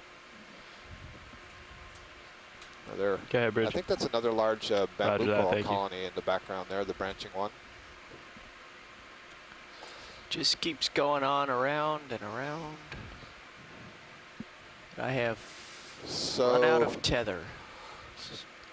So I'm looking, let's see, so is the Sirios ROV the one that's on the right? Yes. So there's no real hard targets left. I'm going to now push into what we think is the top here. Yeah, this is looking like the top. Everybody on shore agrees that it's fruitless to try to go back down anywhere. So we're going to just continue our exploration from here. And we can see as we go towards waypoint 3, it's going to get much less steep and probably more sedimented. But at least that'll give us a contrast, I guess, to what we see. The only other option that I see is trying to move laterally along this feature. And as I understand it, that's not an easy thing to do. So let's just do the easier thing. That which allows us to see a bit more. Actually, could we get the lasers on just quickly to get a sense of scale again? Since we've moved out a little bit from our previous view. Okay. And I guess I should back up if for the geology reasons there's some better option, then feel free to suggest that. I definitely am interested in going upward. Lots of bamboo corals here. So that coil that we see right there, that coiling whip, that's a bamboo coral. And then all of these branching structures that you see in here are bamboo corals. There's probably at least 3 different species of bamboo coral right in the frame right now. Then we have a little large anemone.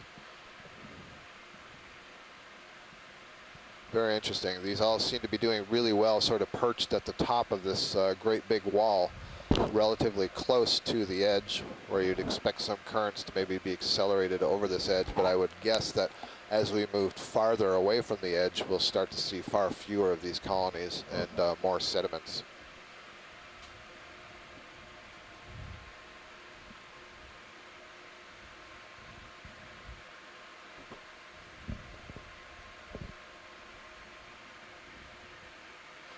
This may be a Radicipes whip. You can see that it looks a little bit smoother the way that it's spiraling. It doesn't have the weird kinks in it. It seems more deliberately coiled than some of the other ones. Now Dave will attempt to prove me wrong. And you can see the root in the sediment on this one as well. And there's a Paranthopathies. Is that a Paranthopathies or is that a broken dead stock? Sorry, I'm referring to the thing that's on the brown thing on the right. Half zoom. Oh, that's the sea pen. Okay, so we have the Radicipes, Octa Coral, whip that's kind of pink in color on the left, and on the right we have a sea pen. We saw one of these sea pens much deeper today. And then when we go wide here, you're going to see there's something like a dozen bamboo coral colonies, Canelo, and one of them is has a misfortune of being visited by a sea spider right now. Soon. So this might be something interesting. I've said a couple of times that the sea spiders will feed on polyps. So this is our first close-up of an Canelo bamboo coral. It also has a skeleton made of the nodes and the internodes that we've seen several times before, but this one grows as a very small bush. It can put out a root to grow into sediment, or it can also grow on a hard substrate by putting down basically the roots sort of metamorphose into a disc of sorts.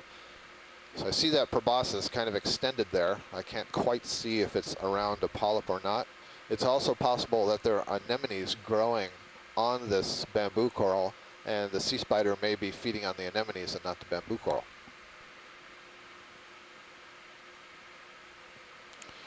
Okay, wide, please.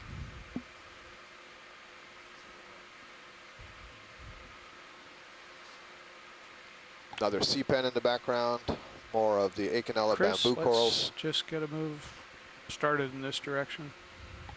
So when you start seeing sea pens, and here's another one, 235. you have a Sounds pretty good good. indication that you're in an area where the sediment is Copy. fairly deep, because they are more adapted to living in sediments, and as are these radicipes. Bridge nav. Two more of them here. Ship move, please. 20 meters, 235 degrees, 1/10. Good copy, thank you. We might also start to see a different fish fauna. Oh, speak Chris, of the I devil. think we might There's just a fish keep that has just come in. It extending looks that to me move like rather than another letting them come to a stop. Yeah. small shark, dogfish. Copy that. Because it looks rather... So there's a benign fish in on those the sonars. right side center that may be a tripod fish or a lizard fish, and once we get the vessel and the stereos to If you catch up a fellows little, would like to we fly. will maybe have a look at that. And just as a Chris? warning to shoreside, we're Sure. going to have a little Okay, once you go change of nav, I'll pilots go here while we get co-pilot. the vessel in position Okay. as well. So we'll be hanging Chris, out fly. here just for a little bit.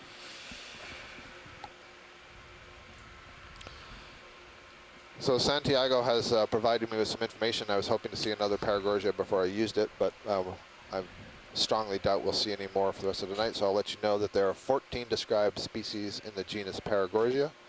There are another 4 species in a genus called Sibogagorgia, which is very closely related. You would be hard-pressed to tell the difference between them if you were just looking at them in the video here without looking at some of the details.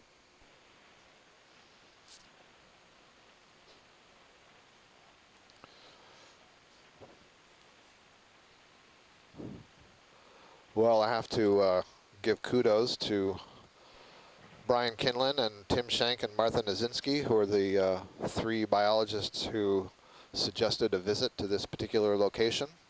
They have been working on developing models to predict where coral colonies would grow in some abundance based on bathymetry, topography, and backscatter, which tells us something about how hard Bridge the nav. substrate is.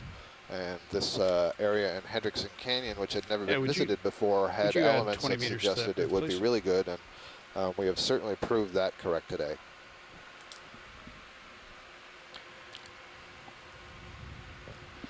My turn.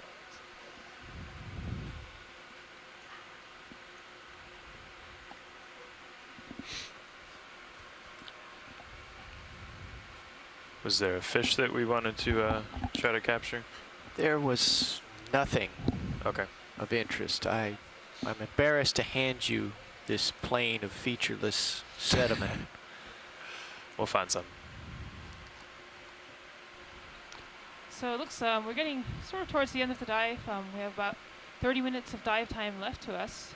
Since we've come up into this sandy area, this could be a good chance to try out our little sediment poker.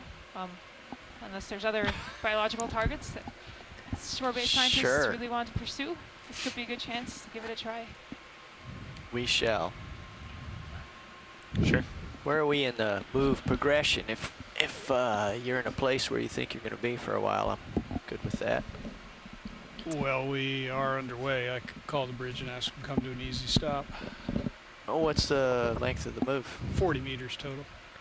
We're probably 10 meters into it. Let me get the arm out and ready, and then we'll see where we are. Right. Do you want me stationary while you do that, Dave? No, you can maneuver.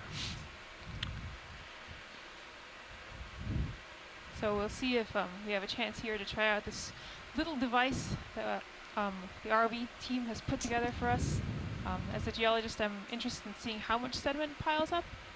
And often it's quite a thick layer, so it's often not possible to get to the bottom of it, but we've just come up over a rock layer. And so our idea will be to take a thin rod and poke it down into the sand to see if we can hit that rock layer and estimate the thickness of the sediment that is built up here on top of this cliff. And this is a test. This is not something that has been done before. We'd like to see if it works and if it would be useful for testing other things and for using in the future. Dave, it's also you're useful still for disabled on the joy box. testing out the hardness of different Just rock temporary. layers. There you go. So earlier we scraped that chalk layer with the ROV a little bit. It gave us a good sense of how hard that surface was. And here we're going to use what we're calling the sea poke, the sediment depth probe, to test how thick this pile of sediment is.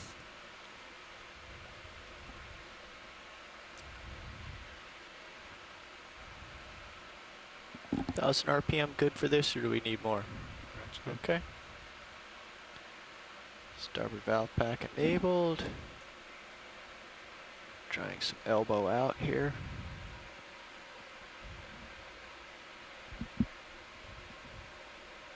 There we go.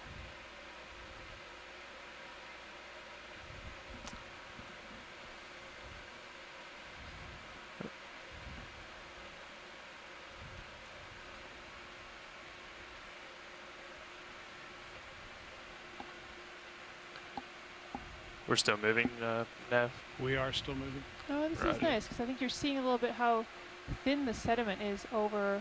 This looks exactly like the unit that was below us as we came up the cliff. And I can't tell if this is rubble that's at the top or if this is really the top of that hard rock unit that just has a little bit of sediment covering it. So we'll see.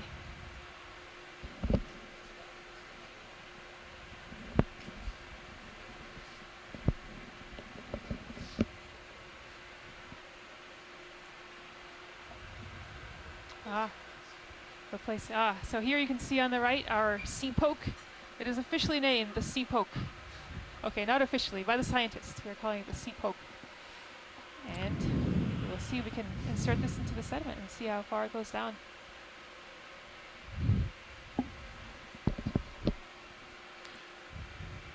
Do you want to maybe bring it to a stop, Nav, and then I'll go get into the sandy area where nothing else is? Sure. Bridge nav.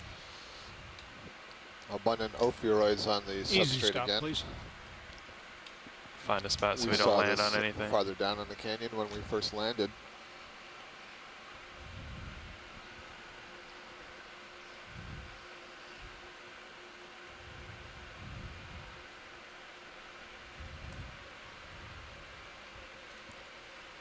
That looks good. So I'll say some things about this sea poke.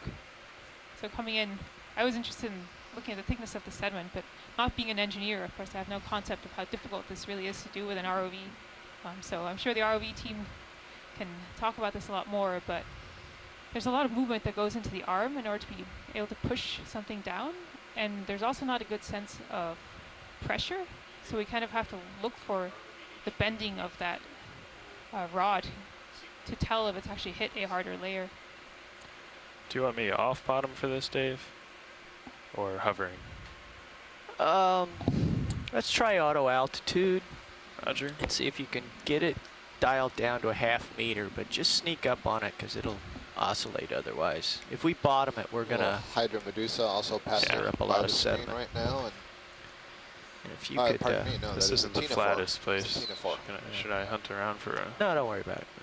We're good here. What else do you need? I'm just getting the feel of things. Maybe tilt your camera up a little bit. I should be coming into view. Yeah. Can we get lasers off, Dave? Hold that. When Lasers you're ready. off. Thanks. Coming off. Might go in Might auto XY as well. That's a good idea.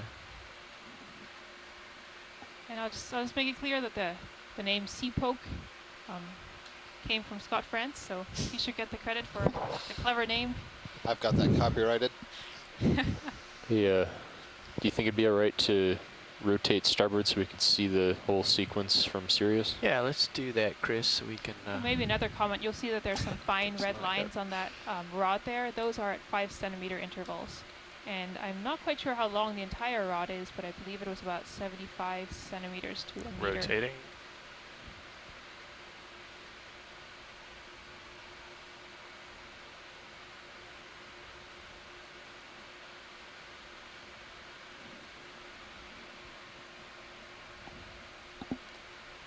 I'd like to... What's that video? Zoom in on Sirius if that's all right with Copilot. Yeah. How's that? Do you want a profile or... That's front? perfect. That's perfect right there. You are good. Must say this is a very counterintuitive operation of the arm here. Nav, this is watch lead.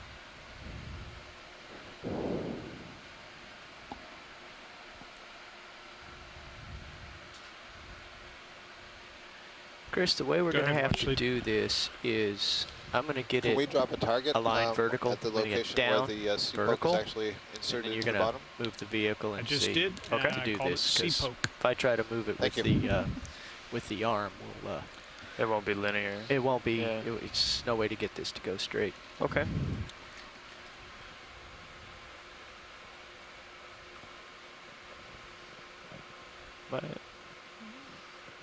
Well, for viewers on shore, you can see this is not a trivial thing to do because of the rotation and bending of the robotic arm on D2. It's quite hard to get this to go straight up and down.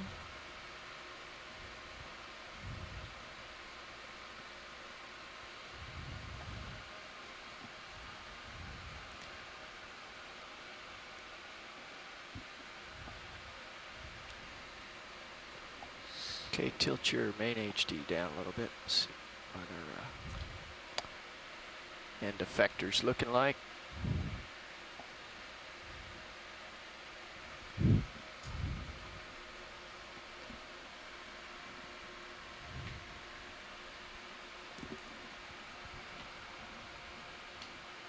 I've run out of elbow extend. Yeah, you still have shoulder, though. If you yeah, I've got shoulder, but you see what's going to happen is it. Yeah. See, it comes inboard like this. You can wrist out.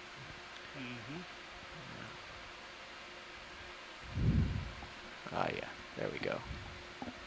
Go ahead, Much better. I did not. That's all right.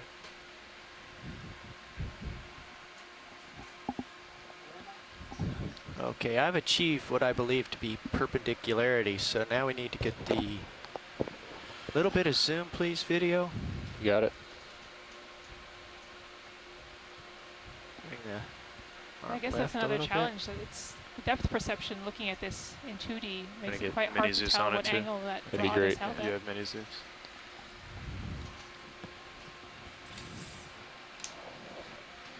Okay, the shadows are telling me that that's vertical.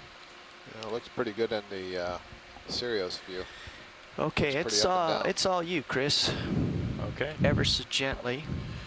I would just use your step function on auto altitude with your over here in dynamic positioning. Yeah, there you go. And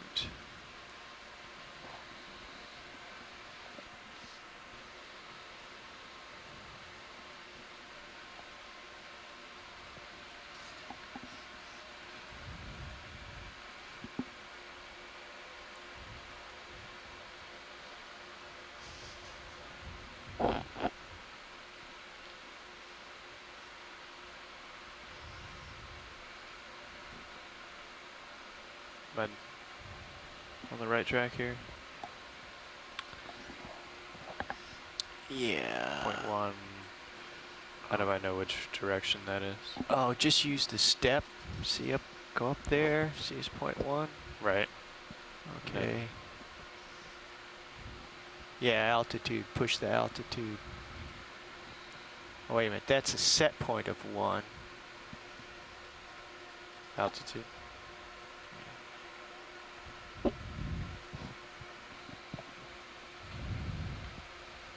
I think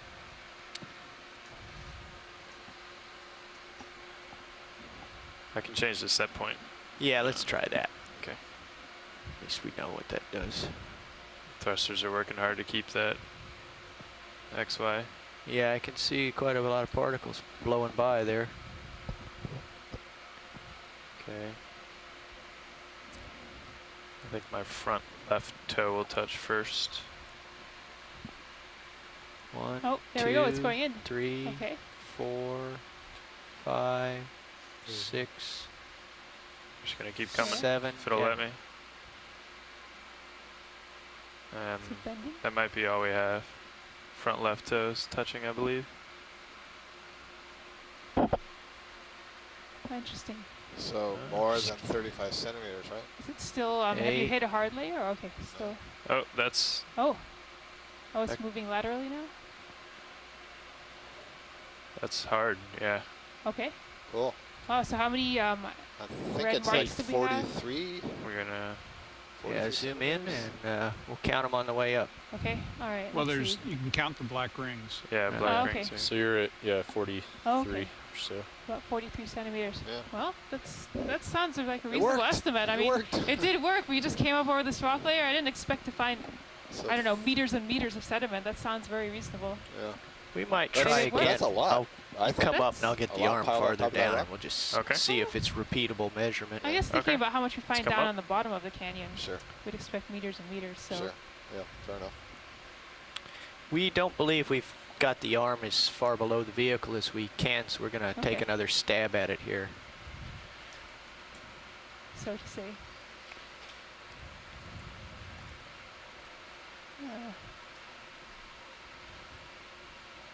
And maybe we'll actually get a little bit of a sediment sample if it sticks onto the rod, the sea poke when it comes up. Unlikely, but Yeah. geologists can always wish for that. Washed off. A little bit more shoulder down. A little more tilt down on your HD, please, Chris. Roger that. Just trying to keep the oscillations here. Okay.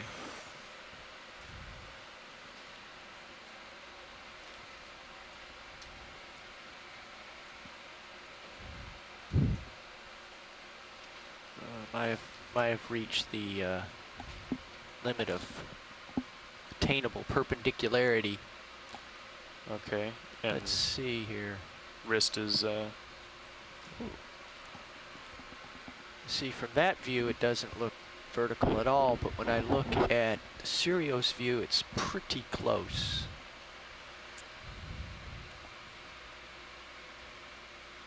yeah.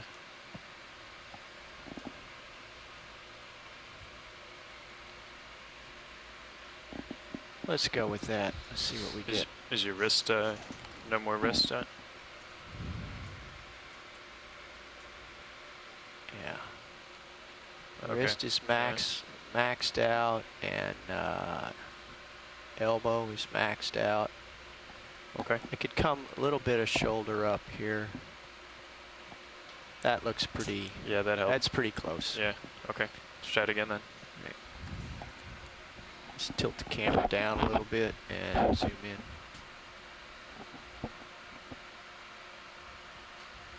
If we could zoom on D2, please, video. You're free to zoom. Okay, hold there. Back out a little bit. And that's all down I have. Yeah, okay, there we go.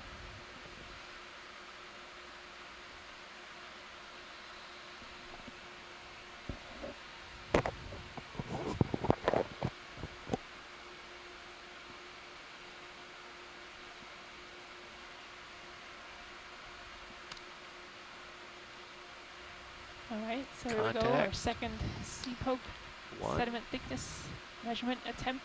2, 3,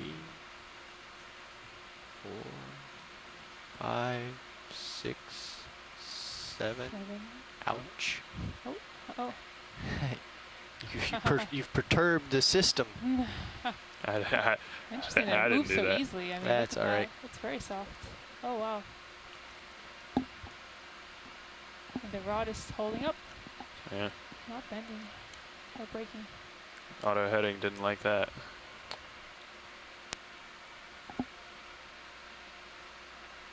Try again, Dave. Yeah.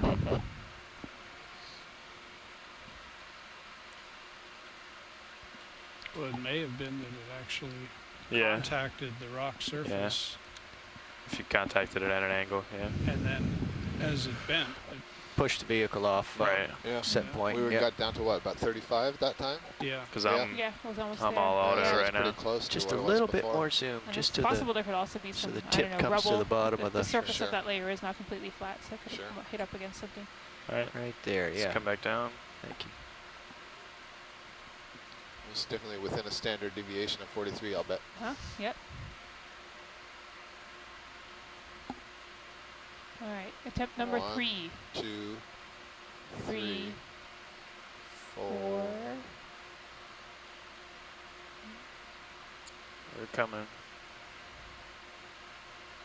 There's a little bit of deflection going on, but 5, 6, 7. Oh. So the same thing. Uh-oh. Yeah. So about It's 35. definitely. Oh. It's so soft. okay. So there's Unconsolidated. something down there. All Yep. right. So I think that's 35 to 43 centimeters, it looks like. I like that. Yeah. Cool. I call it a successful test Yep. of the sea probe. Thank you, ROV team, for putting that together and being so enthusiastic about trying it out. Well, that's the most exciting thing that's ever happened to us on a flat sedimented plane.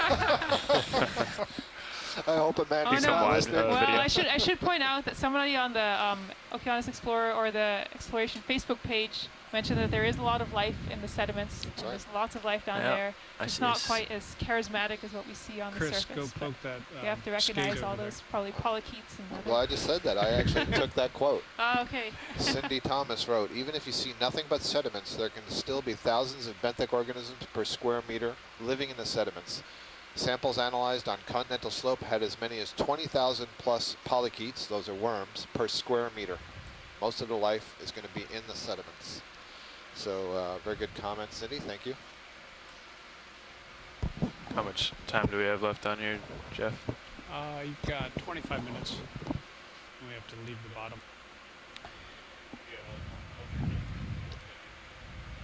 Let's see. So we have 25 minutes. Yeah. I guess we'll need to stow the sea poke, and then we could always continue on. Oh, there it came off. Interesting. A little bit of play maybe in that, the way it held its shape around the rod. We could move to the side and left or right and see if we can pick up that hard layer again. Maybe there'll be some more corals hanging onto it. Roger that. All cameras are full wide. Copy that. Thanks, video. Is that a skate that I see? I think just underneath the sea poke handle. It is. Very good. So we have our first skate of the day here at 1,454 meters depth. Would we like to look at that or the? Absolutely. Let's get a close up on that, and it may be that the shoreside folks can identify it. There's no hurry. It's not going anywhere. And Susan, after the skate, which direction were you referring to? Either way, at this point I can't see in the Sirius camera. We can move to the right. I'm just hoping to pick up that hard layer again. Okay, We come off roger. the sediments. It looks like there's an interesting burrow or mound. So this is more reminiscent of what we spent a lot of Copy time that. with Thanks, yesterday. co-pilot. Yeah, definitely. And we saw more skates there too. Yep. Maybe it's something about the sediment. Yep. We got two sea pens here. You can see the sea pens can be quite tall. So a reminder, the sea pens are another form of Octa Coral, like the many that we were seeing on the wall, the bubblegum corals, the bamboo corals, and so on. But these Zoom video. types are adapted for living in the sediment. Fill the frame. So here we have a skate, a rogid of some kind.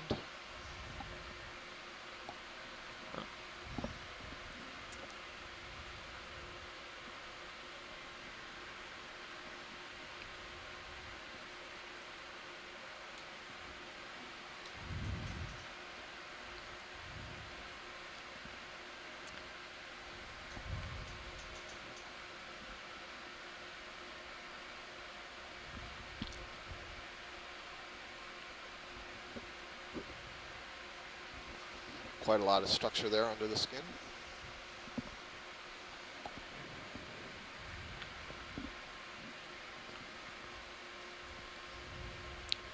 That's good for me. I'm not seeing any identifications from ship beyond that it is escape. Excuse me, from shore beyond that it is escape. So when it's good for video, it's good for me. Roger that. Video, let me know.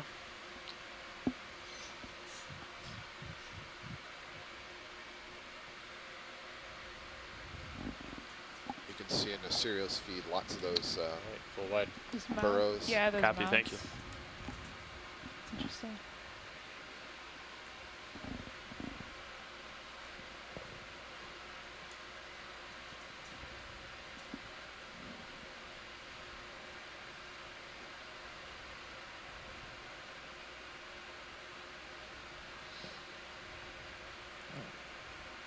I think if I just keep backing up here, there's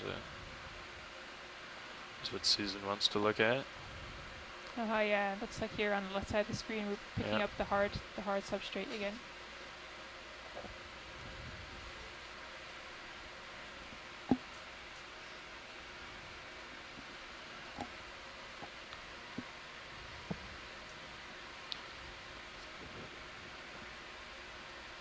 I'm not sure if it has something to do with, I'm not sure if it's a trick of the eye, but it appears that those ophiuroids seem to be associated with that outcropping of hard material. It's entirely possible that there are lots of other ophiuroids that are somewhat covered up with the sediment, but at least from what I'm seeing, they seem to be You can go surrounding zoom this feature. video, we can just float around this feature here. Yeah, it definitely looks like that. It's partial. Yeah, that's good. Thank you. So Scott, your hypothesis is that they simply can't burrow, so they're exposed when they're on the rock and otherwise would be beneath the sediment? Actually, that's not what I was thinking, but that is certainly a possibility. I thought more that there might be more bacterial coating or organics that are associated being caught up by this rubble, and so they've been attracted to feed on that. That's kind of where I was going.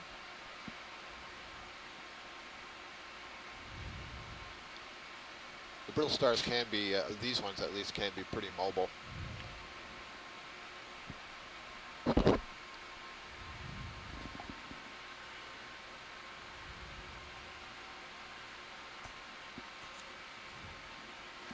Is there something orange sitting on that rock off Yeah, to the right? I think it might be an See anemone. that earlier? Ready to zoom when you are. Roger that. Just start coming. We're a ways away from that. Oh, it's Is that a crab? staining. That's Yeah, the it's Ono? like just That is? discoloration. No, it's It the is, rock. isn't it? It is rock. Interesting. That's more It's of so bright. the stuff we saw at the transition. Yeah, down there where we're seeing that. Looks like Orange pipes red too. You staining. can see the lower right side of that rock facing us. It's There's kind that of like burrow a, hole yeah, almost. Yeah.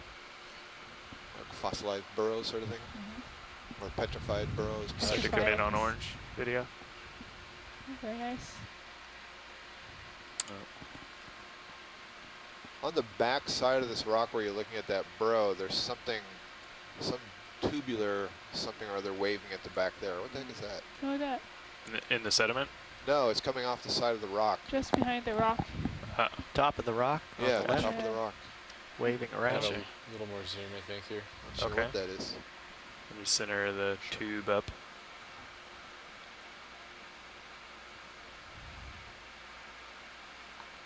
Okay, go for a video.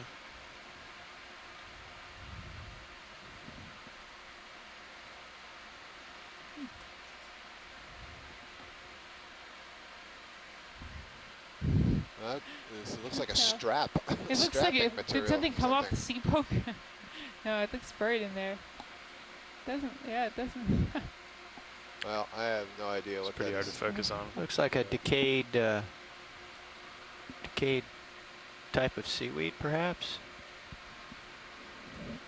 Well, we'll just leave it as a mystery. It has joints. Yeah, it does have joints.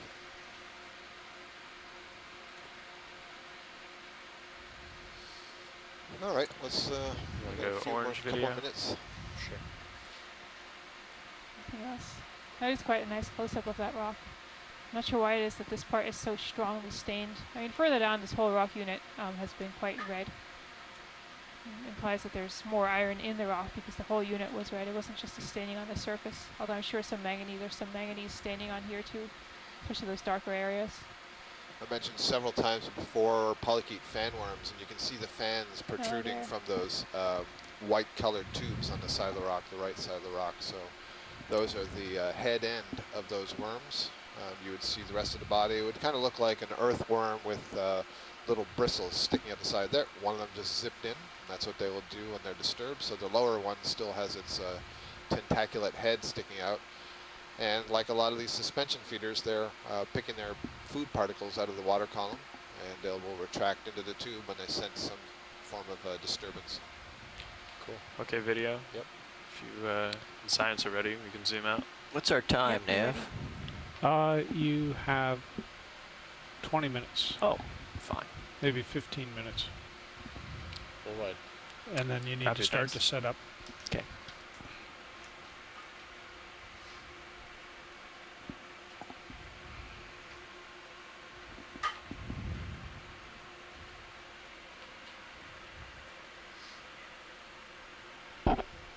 Need to leave the bottom in 20 minutes. So, Okay.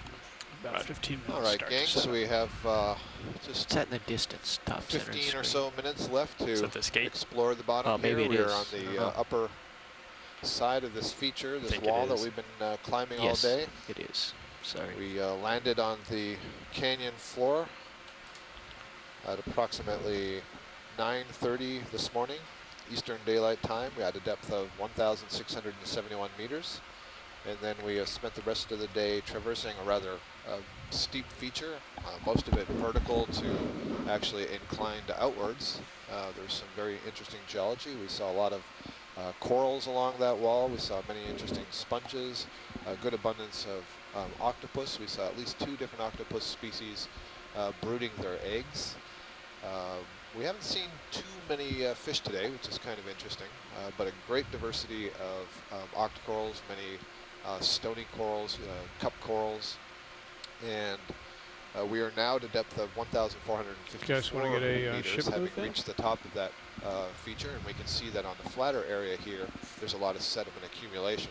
Sure. So it's a really good indication that the reason you can have these things that are attached to a hard substrate and growing on the vertical relief is seriously, because the still be sediment moving doesn't when pile we up lift and bury off, them. but We just had the first ever it's all relative. deployment of the Can, sea boat to test what the sediment depth is here.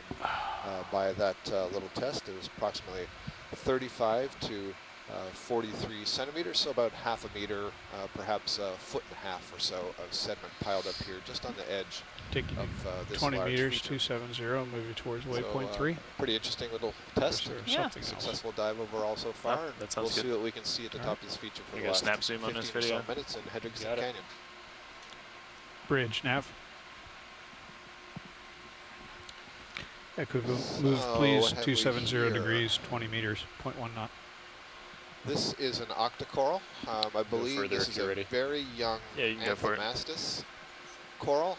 It's only at the 2 polyp stage, so it's so small that Roger you can't that. really see that fist-like structure that I was referring to before. Come a little wide.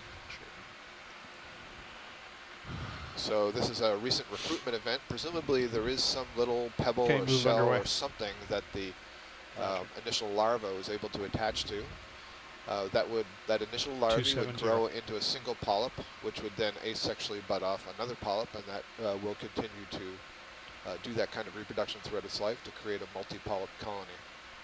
And next to it we saw a little burrow. The burrow may be dug by some kind of a crab or some such thing. You can Alright. see all kinds of small structure on the bottom here. There's Come full wide video. we heard yesterday about arborescent foraminifera, single-celled organisms that would build essentially little mud tubes. Thank you. There are lots of different kinds of worms and crustaceans that live in amongst the mud grains. There's a general term called macrofauna and another one called myofauna that refers to a very small size class of organisms. And very commonly what's done by a biologist is they will take a collection of the sediments and they will run them through sieves to sort away all the sediment particles and be left with all the organisms that are in the mud. As we noted earlier, there can be very, very high densities of these very small organisms living in the mud. This is what's serving as food to the various fish that we're seeing, the sea cucumbers that are going by, the octopus, the squid, and so on. I see a little whip that we're just crossing over. It's coming from the right. It's going down to the center bottom. It's going to go off there. It's a white whip curled over. Yep.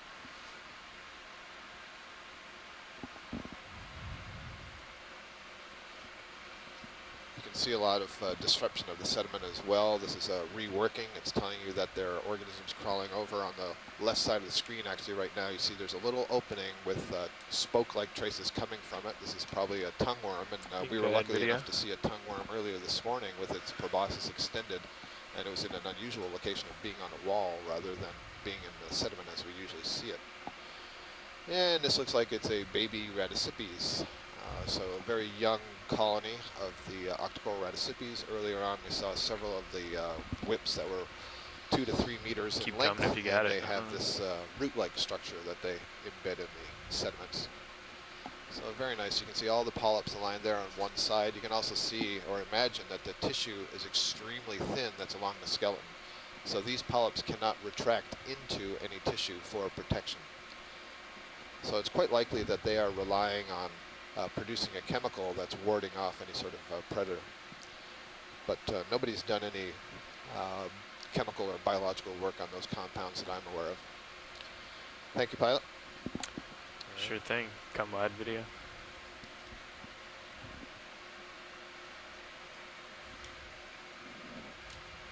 Full wide.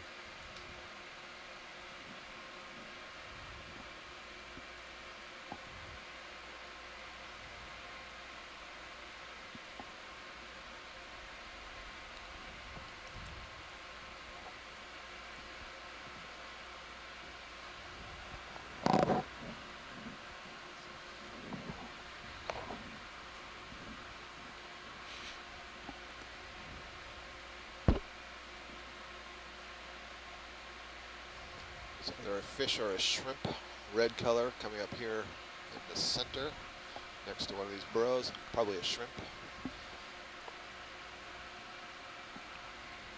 Snap zoom on that video, just to ID it. And yes, indeed, got a little shrimp there. Very long, slender legs. Thank you. Sure. Full. Copy, thank you. We're certainly not seeing any hard targets in the ROV radar, and nothing really going on in Sirius either. It's a pretty soft inclined slope, I imagine. Yeah, it's just looking at the Sirius camera and the way that this terrain just flattens out here. I guess it's possible we could get up far onto the top of this, I guess, cliff that we've been coming up. That we might find something further along, but that will be too far away for us to travel. Let's go see. Maybe a bivalve shell. Might be an Canelo bamboo coral there, that orangey branching thing that's on the left. They are certainly not unknown to these flat sedimented areas. It's quite the burrow, so I wonder if this is Snap zoom on multiple openings to one shell? burrow. Yep. Okay. It's like a clam shell of some, or is it? No, I think that's probably the inside of a carapace of some kind of a crab or something. An exoskeleton. Yeah. Okay. Somebody's meal. Yeah, it looks like it came right down from that hole. No, that's possible. It could be a molt as well, but it seemed kind of stiff.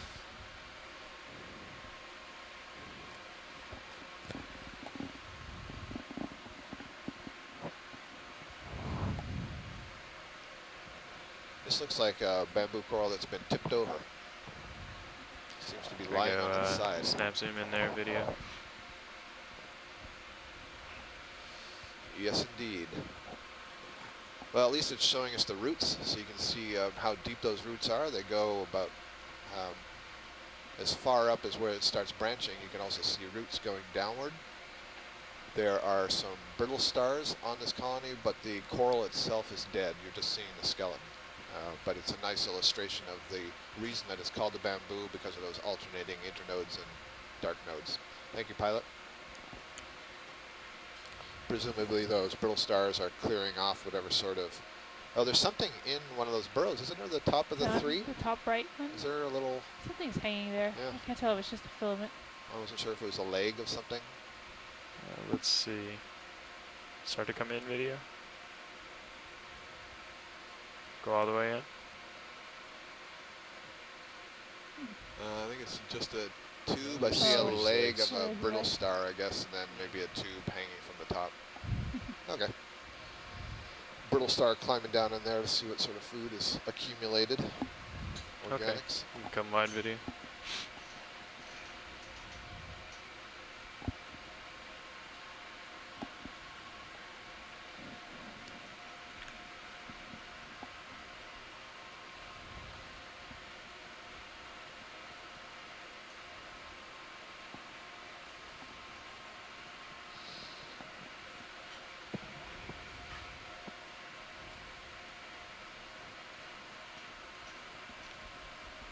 Might be some very small sea pens there at the bottom. Jeff, can you see off to the didn't, side check there's the a clock larger when you said whip I 20 see minutes. Can through you just the say 5 before we have to get port off? side camera. I was just going to tell you, 10 minutes. minutes. Oh, there's Okay. a large Pycnogonid sea Right now spider it's if 10 you want to minutes. get a close-up of its proboscis. Thank you, Nav. Ready when you are. It's a sea Go ahead, pen video. that's off to Then the get your port side. swing arm stowed. There, Yeah. now you can see Go the for it. proboscis sticking down. Oh, it's cleaning off its arms. So it's using its overture. You Yeah, see yeah, it's zoom wrapped tighter. around and then Stand by. cleaning off one of those arms.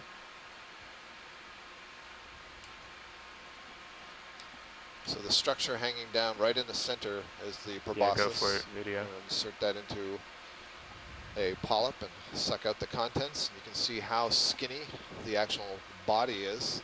This thing is all legs. In fact, it used to be called Panthopoda, which means all leg. So I had said earlier when we saw one of these that the stomach extends into the legs, as do the gonads. There's nowhere else to house them in the body. And what are the bits hanging down, Scott? Are those also legs, or are they something so there's a specialized leg called an oviger, and the ovigers are used, and that's the one I think that it was cleaning with. They're used to transport eggs around. And I had noted earlier that the males carry the eggs after the females produce them, so they'll be in a little clump hanging onto those arms. The two things that are flanking the proboscis, I assume, are for manipulating food items into the mouth. Thank you. Yeah, so this is, you know, you've seen spiders, and spiders usually have a bulbous abdomen sticking off the back of, let's call it a thorax for now.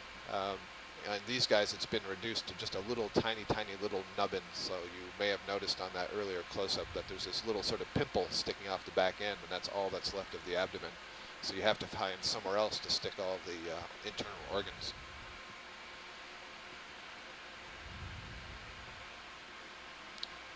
Pycnogonida is the group.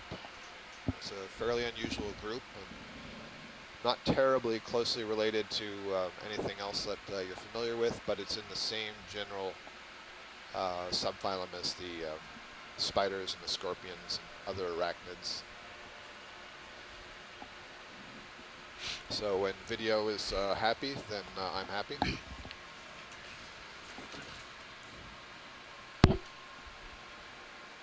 I'm just If you curious could how just big shoot that on is. the Can we get lasers for a moment, just so we can get a sense of the size of that thing. Sure. They can be pretty large.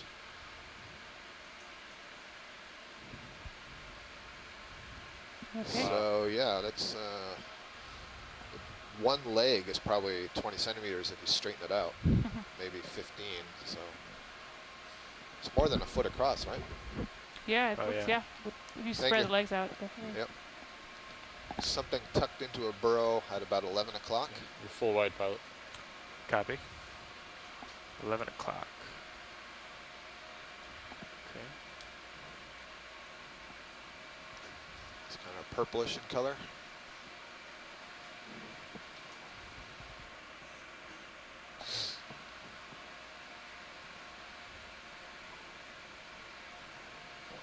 It's interesting, you know, yesterday was a real fishy dive. Today is just not a very fishy dive. Are you referring to center screen now? Yes, I am. Thank you. Okay, go ahead, video. So that's another one of these young colonies of presumably Anthomastus. So maybe, you know, that actually is probably a sea pen. Keep coming. Yeah, if you can get in a little closer. That's a sea pen. Yep. You see that it's there's an upright stalk. There's actually an anemone on the back side of the sea pen. There's an upright stalk, so this is not growing like that fist. It's instead a small version of one of those sea pens that may get to be 1 meter tall. Thank you. So sea pen with an anemone associate. Again, the sea pen is an Octa Coral. You can clearly see the 8 tentacles around each of those individual polyps.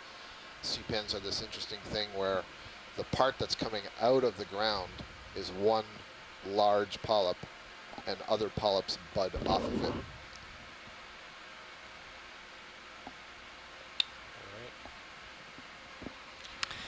Okay. Swing arms stowed. Swing arm stowed. Roger. So You have 5.5 minutes. 5.5. 5 more minutes, gang. We're at 1,450 meters. So we have come up about 220 meters today from the bottom. And we've done a little bit of horizontal movement as well.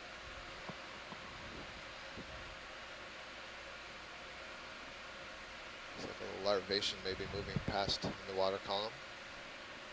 The ship move has been complete for a while, so Sirius has probably stopped. Copy that. Looks like we're coming up to a much larger sea pen, so what we were just having a very close look at may have been a very young version of what we're seeing here, quite tall. There's 2 of them in a row, one's further in the distance. Again, the base of these things has a swollen structure called a peduncle that can be inflated to better anchor itself.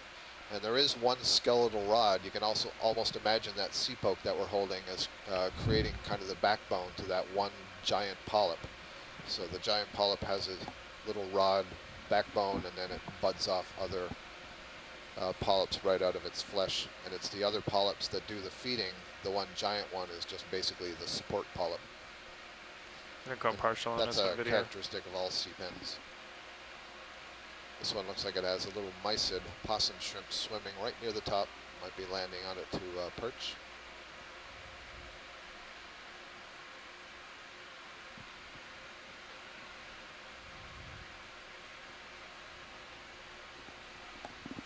Hold there.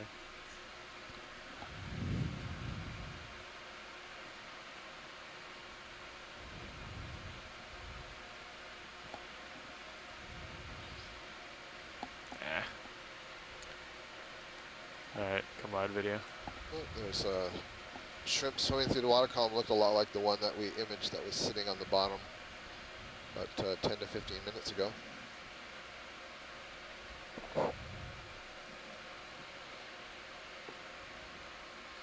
On our overall bathymetry, it looks like we're getting really close to the top of this, I guess you'd call it a little ridge-like feature. Yeah.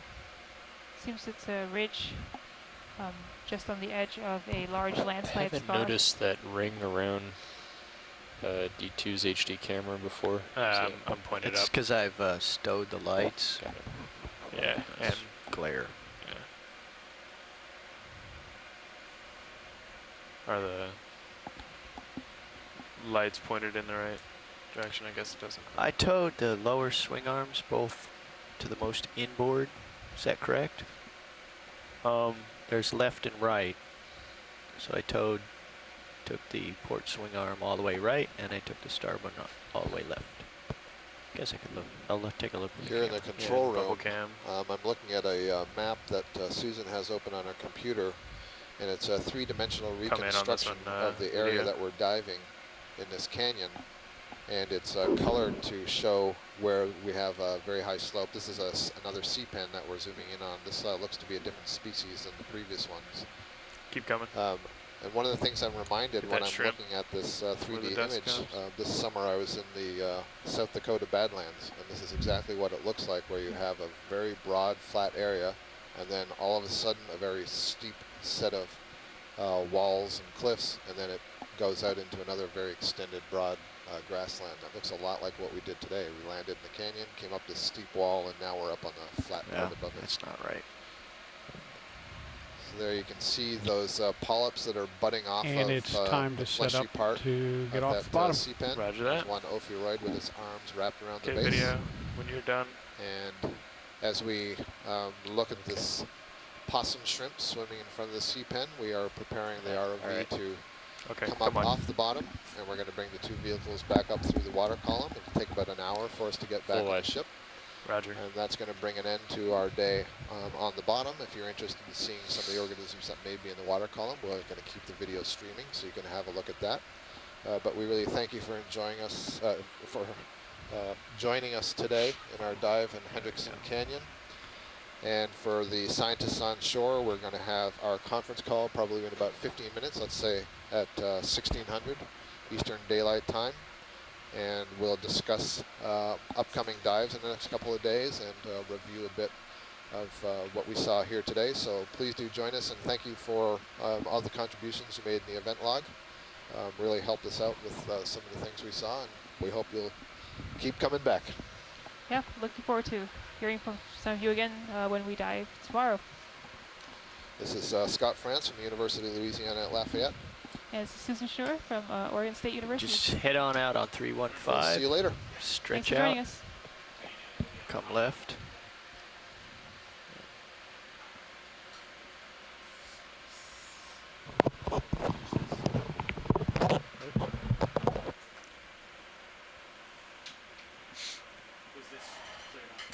Just keep pushing out. Yep.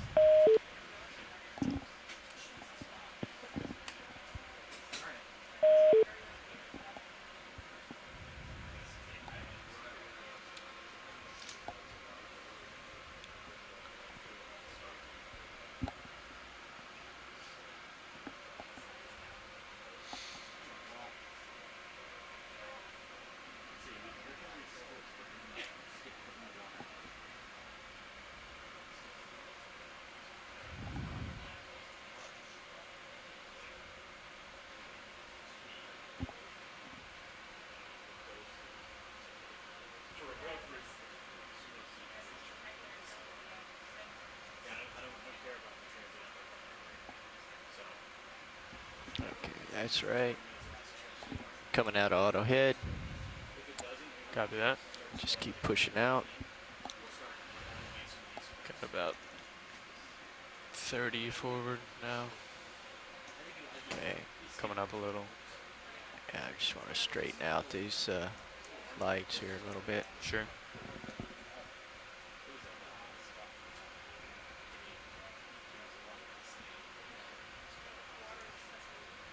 Okay. Up, up, up, up, up.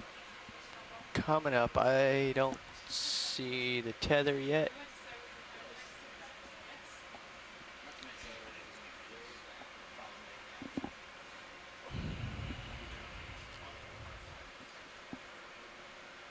Looks good at your end.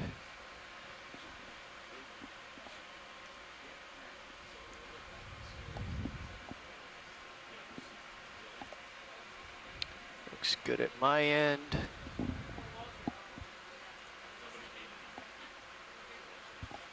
Okay. Okay. Reeling in.